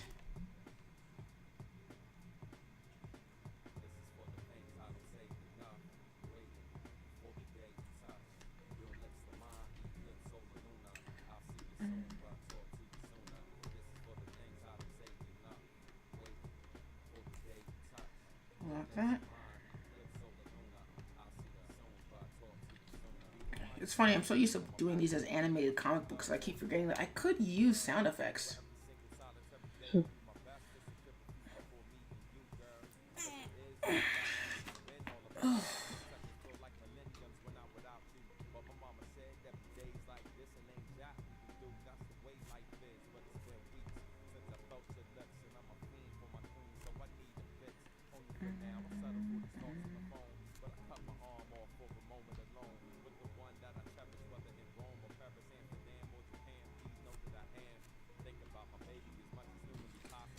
Eat.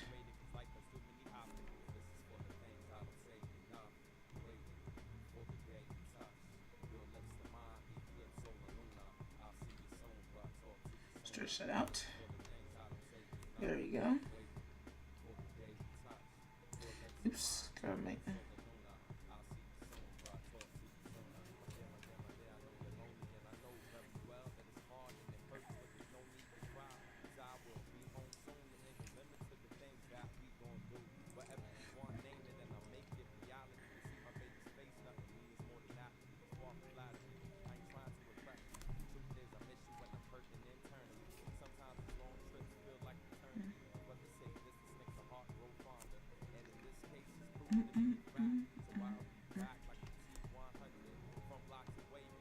T1000.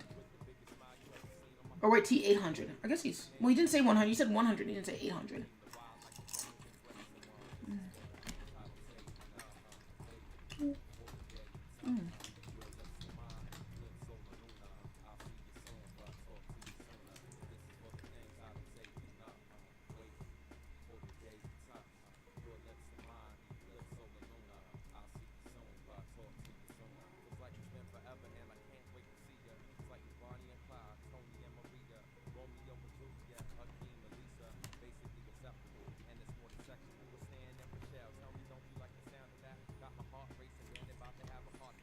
One, two, three, four, five, six, seven, eight.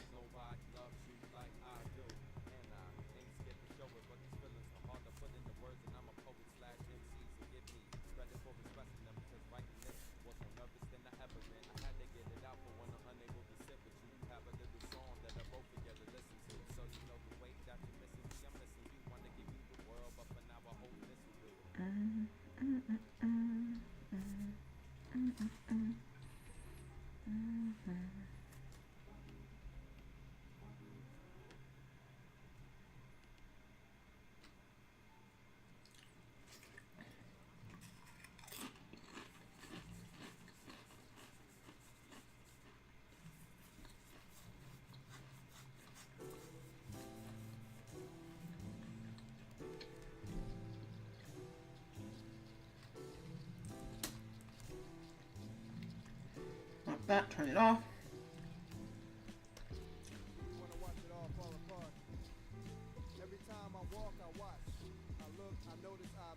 Oops, that frame's too thick. And the signs are pointing in the wrong direction.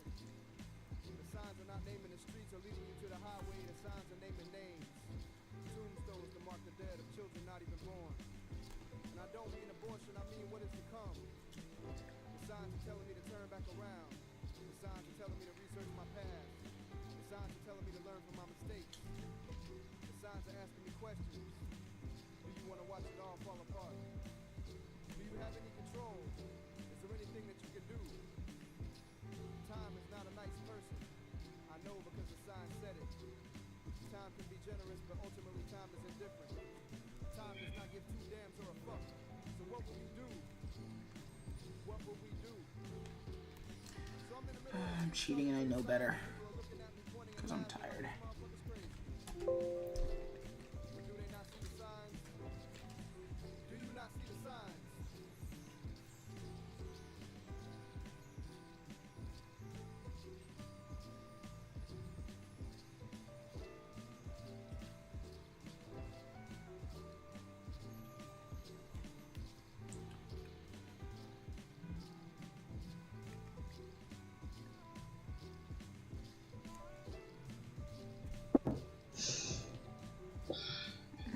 So what are you up to right now, Whimsy? That you finished everything.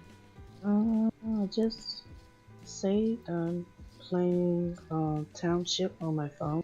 It's like Farmville. It's about the same. Nice. There's one thing in this world that you can depend on and you can bet your last dollar on. It's the ignorance of the American people. But still I have faith. And still I read the signs. And they are indeed there. Some of us are lost and will not find our way no matter what the signs say. Some of us do not see the signs because we are too busy shopping. Some of us do not see the signs because we can't help but stop and look at the accidents and stare. We are in a daze. We are amazed by the world's displays. Some Yeah, that's a of us do lot not see the stronger. signs because we are giving spare change to the homeless. We are getting gas. We are volunteering for duty. And we are watching television. We are driving around in circles on spinners and we are working 8 to 6. We are on our way to the club, we are high, we are drunk, and we are sober. And we do not see the signs. We are listening to a moron babble. We are listening to tongues that lie. We give them an ear, we give them a hand, we give them both eyes. So we cannot see the signs. Slow, there are children playing in these streets and they cannot read the signs. They are only children. Stop. Stop. I fear there is no U-turn. And that this road dead ends because we cannot read the signs. Do you That's not cool. read the signs? We must read the signs. And we must turn around.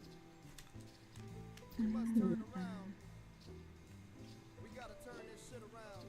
Yeah. And we gotta read the signs.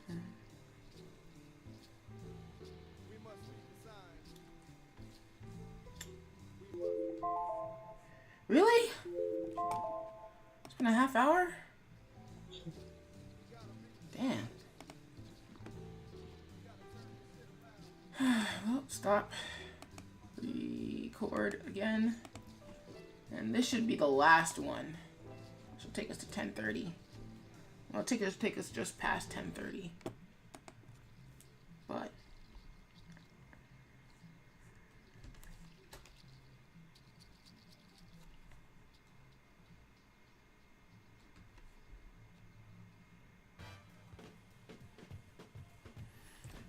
oof, I really love this song, but I don't really know what it's called. It's a good one though.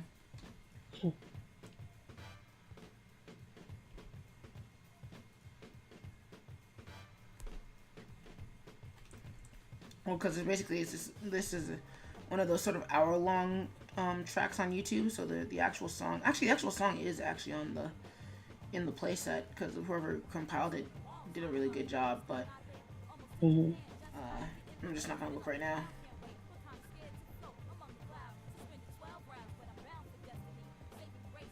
It's funny because like I'm really against piracy when it comes to online content. but then somebody deletes their stuff, and I'm like, God, you deleted it before I had a chance to like archive it.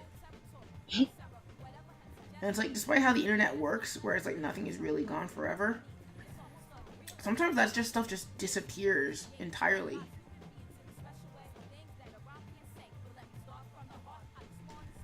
So it's like, so then it's like, whenever you see somebody, you're like, you're not sure if they're gonna be around forever. Then you feel the need to pirate their stuff anyway, and it's like, that's not really the best way. Mm-hmm. But it is what it is. It's like, what else am I supposed to do? I don't know if you're gonna be here tomorrow. That's true. And it's also more, it's harder with when the stuff is unsavory too. Because like usually when it's something that's like, oh hey, that's safe for work, somebody else has archived it. But when it's something that's not safe for work, everybody's like privately archived it. So if it disappears, then it's disappeared. You have to hope that somebody saved it and downloaded it and is willing to re-upload it. Okay. And sometimes that also means disrespecting the wishes of the original creator too, because the original creator can be like, hey guys, look, I disappeared for a reason. And it's like, yeah, we know, but we really loved your stuff. It's like, that's great. That stuff is getting me in trouble with my boss.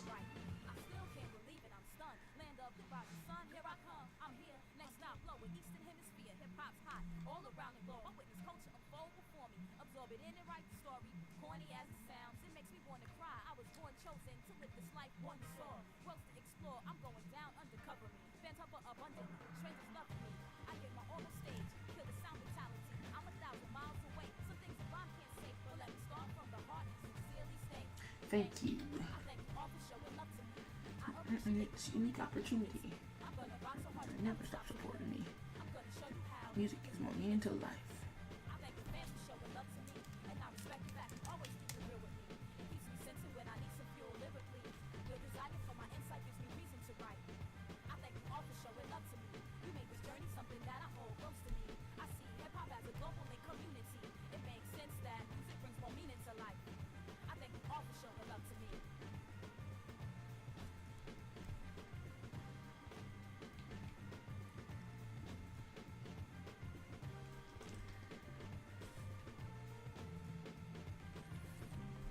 Oops, forgot one thing.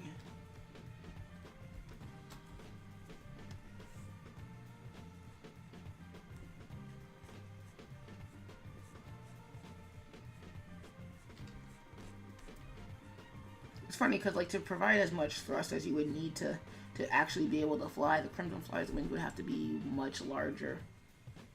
And probably they have to eat a lot more than what I'm probably going to end up depicting them as eating.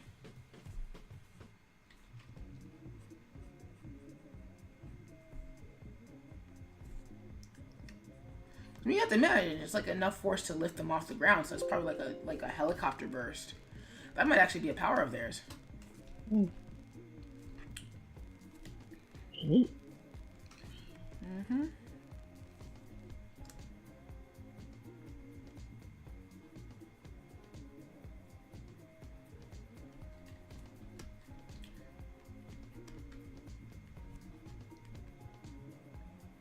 It's like that's how they start an intimidating speech. It's like, where did this wind come from? It's like, it's them.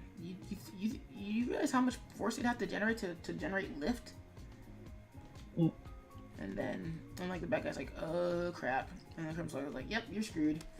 And then just like get lightning blitz and it's gonna be awesome. Demi Trickster writes, according to all known laws of aviation, the Crimson Fly should not be able to fly. Of course not, Demi. Of course not. Like, I don't think there is a single humanoid with wings that should ever really be able to fly according to the known laws of aviation. Like, people with, like, characters, when you give a character angel wings, nope. A bird person where they fly with their arms, like the Rito from Zelda, nope. And it doesn't even matter which version of the Rito you're talking about. It's just like, that's just a non-thing. Like, they just should not be able to fly. But, we're just gonna ignore the laws of physics just this once.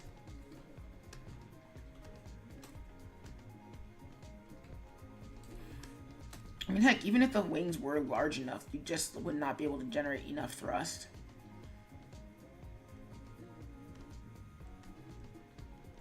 But we make believe because it's fun to watch.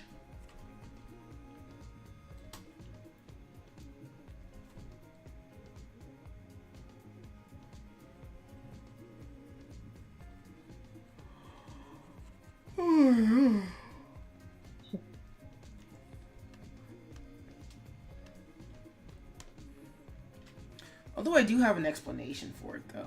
But that's gonna have to wait until, like, the series actually takes off proper.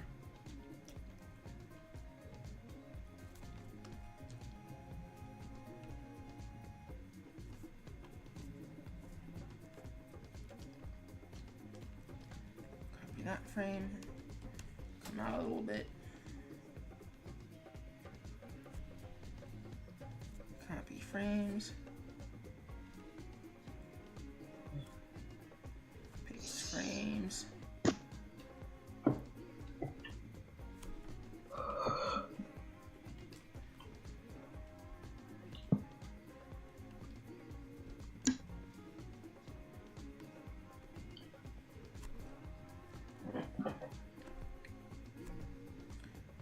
And grab this frame.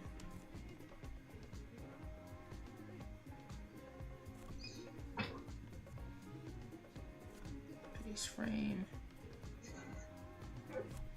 Lock that. Pull that down a little bit.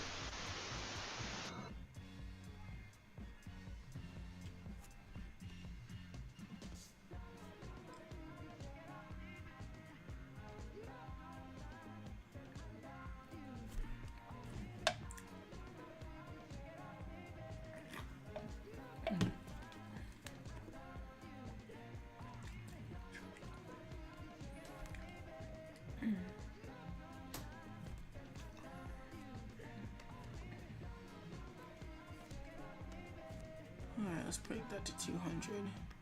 Let's also save. Because I'm getting tired, and I know this is when everything just kind of crashes on me.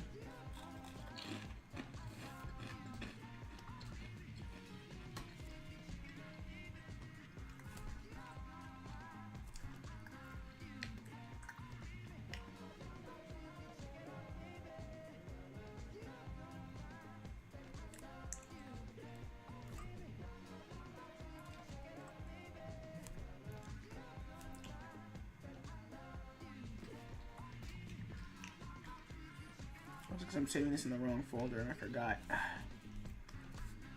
Production. Comic work files. Call this one read.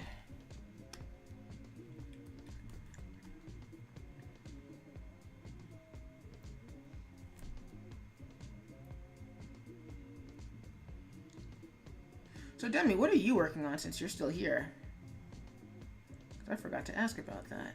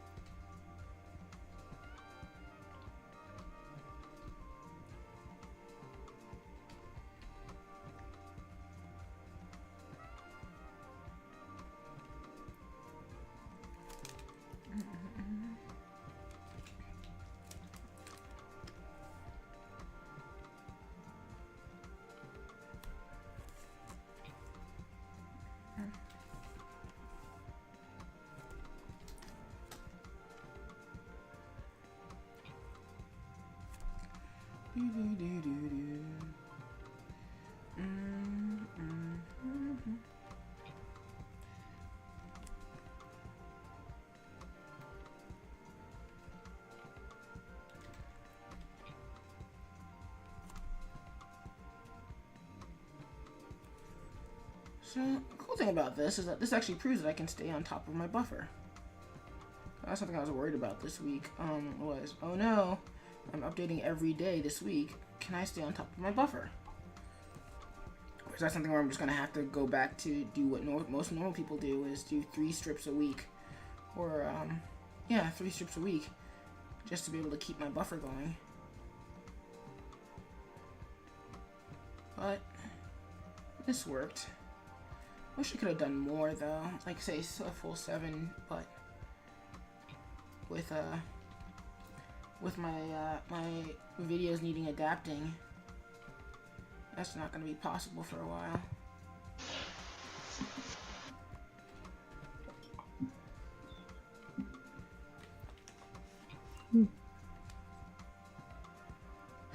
Although tomorrow I actually have to get that print done, so if I don't get that done, then the buffer experiment fails. But So what's the print gonna be? huh? What's the print gonna be of? Well, it's gonna relate to the theme, so basically Crimson Fly jumping off a building. Oh, okay, got it. But in a happy way. Mm. Not a, oh no, I fell off a building kind of way. Basically, think like a Super Mario Brothers poster. Mm-hmm. And hopefully I can sell that at conventions. Mm. I'm not holding my breath, but...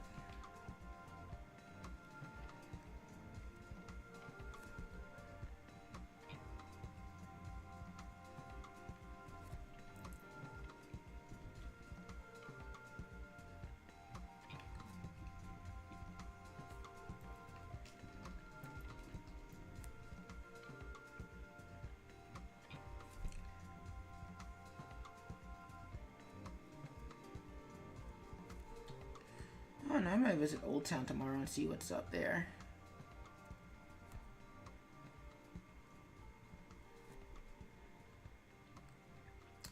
Well, between that and editing videos.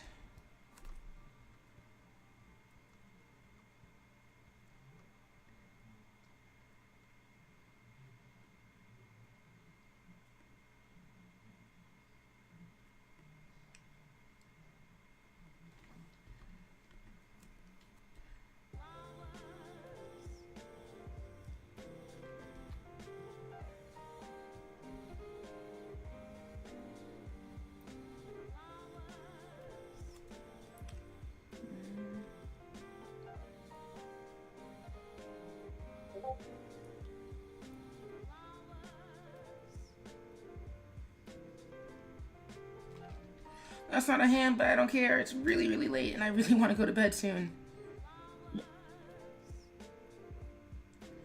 Actually, let's go ahead and rotate this down a little bit. It's like, I'm too tired, he says as he makes a correction.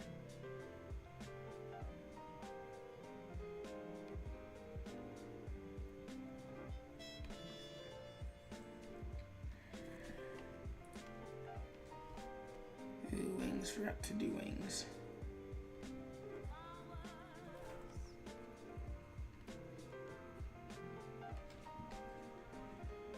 And paint that in red.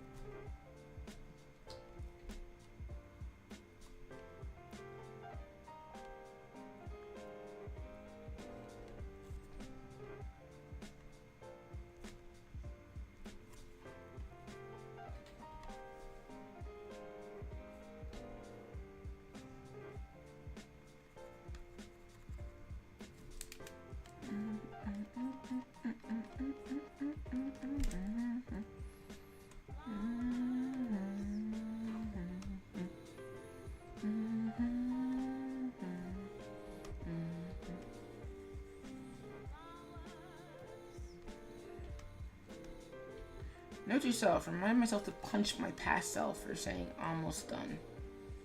That's almost never true. Mm-hmm.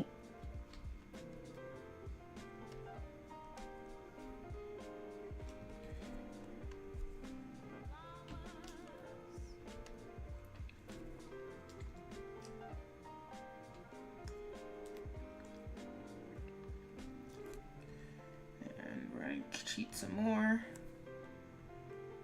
Copy frame. Come out of here. Paste that frame here. Oh wow, that worked. I think I would have expected it to work, but no, I wasn't expecting it to work. It almost never does.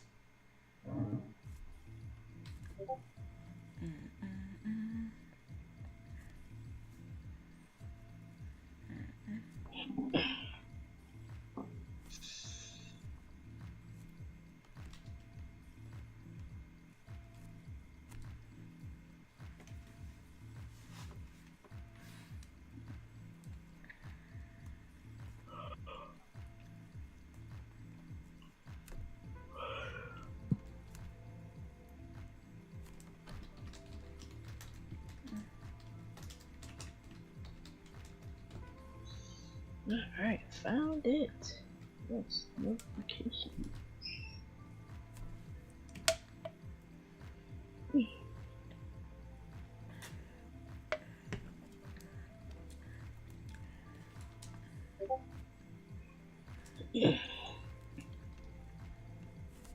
Just make that black.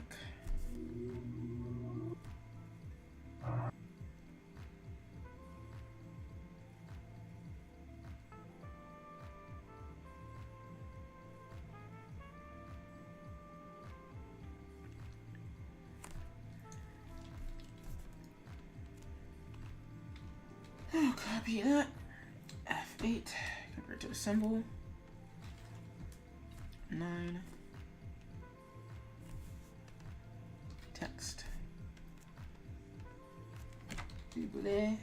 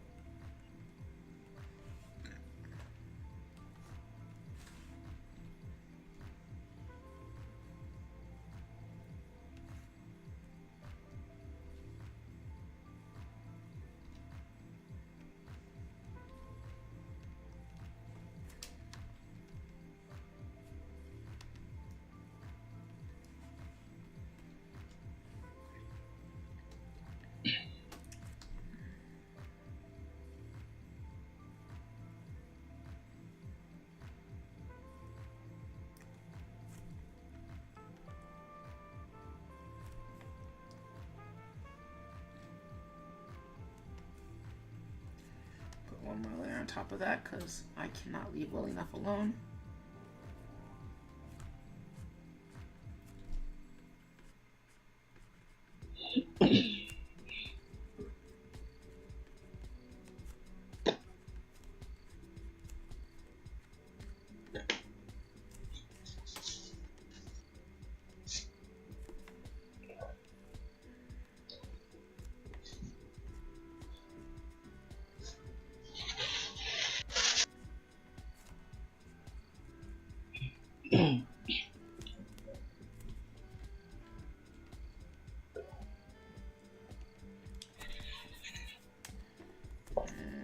background. Paste frame again. And I forgot which frame I copied, so that didn't work.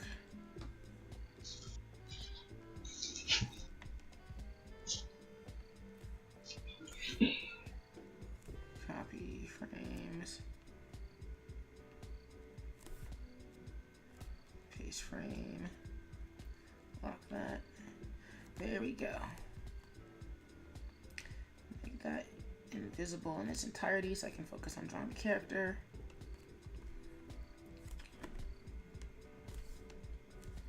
And this is going to be a quick cheat. I say quick cheat as he does his hatching all over the place.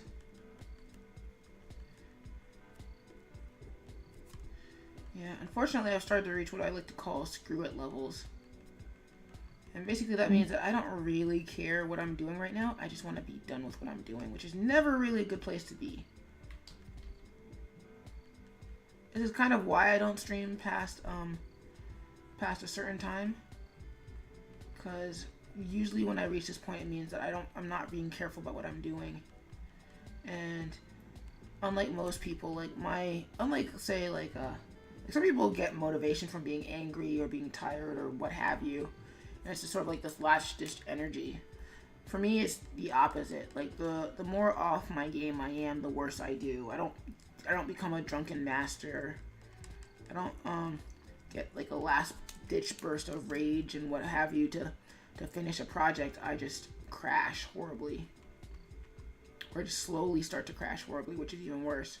Because I can't even tell that I'm crashing. So I just want to be done right now, which is, again, not a great place to be. So luckily we are actually we have to almost be done because this is the last panel.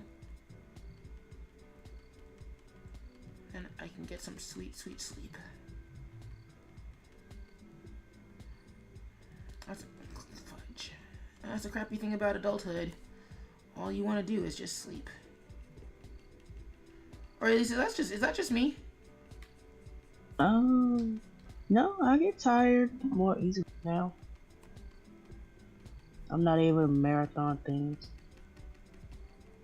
Like, I look at my niece and I'm like, where do you get it from?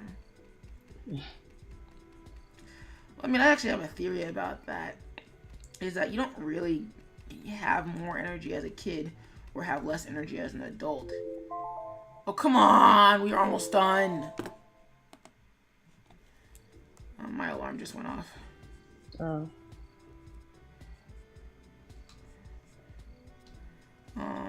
Like, you don't have more energy as a kid. I think you have the same amount of energy throughout your life. Now, Demi, you might know better, because I think your sister's like the biologist person, or the logical fallacy person. I forget which one it is. What? You went in and out. Huh? Oh, sorry. Said I forget which one it is, but, because I know Demi's sister studies either logic or biology. I forget which one it is. Either way, my theory is that you don't have more energy as a kid than you do as an adult. It's just that it's processed differently. So when you're young, your body doesn't really know what to do with all the energy. So you're just like, ugh, and it's in a smaller container, so it's kind of bursting. But I think that's also why kids like burn out really quickly when they're young. Demi writes, I heard my name. So I was saying, I have this theory about your energy levels as an adult and as a kid, and I think that you don't really have more or less as an adult or as a kid. Like, you know, like how kids are always super energetic until they crash, whereas adults are like, yeah, I'm just gonna, like, chill, but still be up until midnight. So I think you just have the same amount of energy. It's just that when you're a kid, it's the same amount of energy in a smaller body, and you don't know what to do with it. So you're always burning it as fast as possible until you crash. Whereas when you're an adult, it's like you know what to do with the energy, but it's spread out over a larger body. So in a sense, you don't know what to do with it.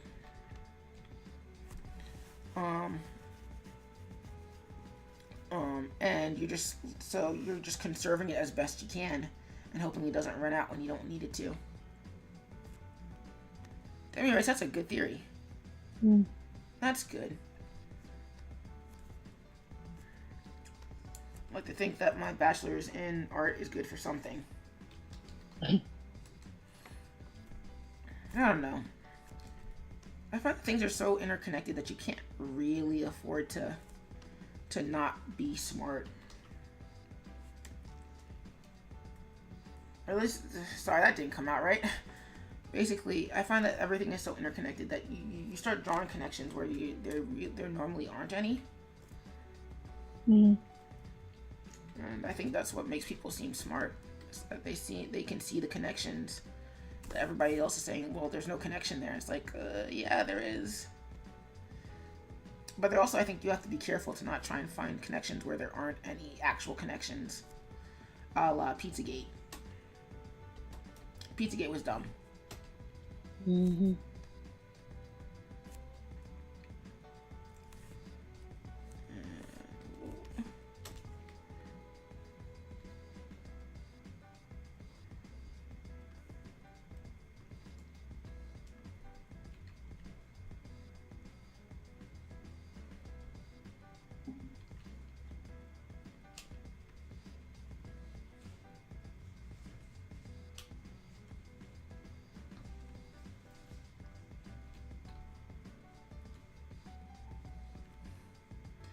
Because it's the Crimson Fly strip, and the Crimson Fly never gets it right. So, screw you, fool. Ah!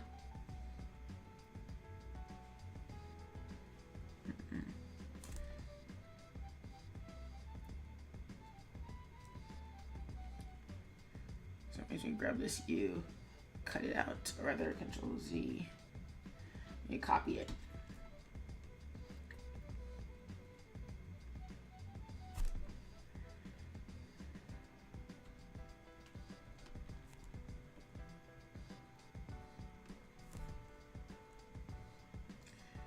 Break it apart.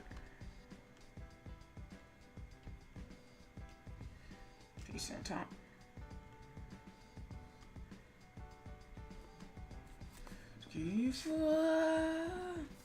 Because we can't have the Crimson Fly swearing in a Crimson Fly strip. You knew exactly what he meant to say. He's just not gonna. They're just not gonna say it. Unlock panels. To guide, and there, that's our strip. So let's hit stop record, and this is the Ketsu of our jump arc. Yay! Jump arc, pun not intended. It was funny. So yeah, the first story, Crimson Fly is chasing a bad guy. They jump higher than expected. Practice their jump, bouncing up and down. It's like, woo, let's take it all the way. And they do that super awesome jump. Wait, how do they get down? Chasing the car.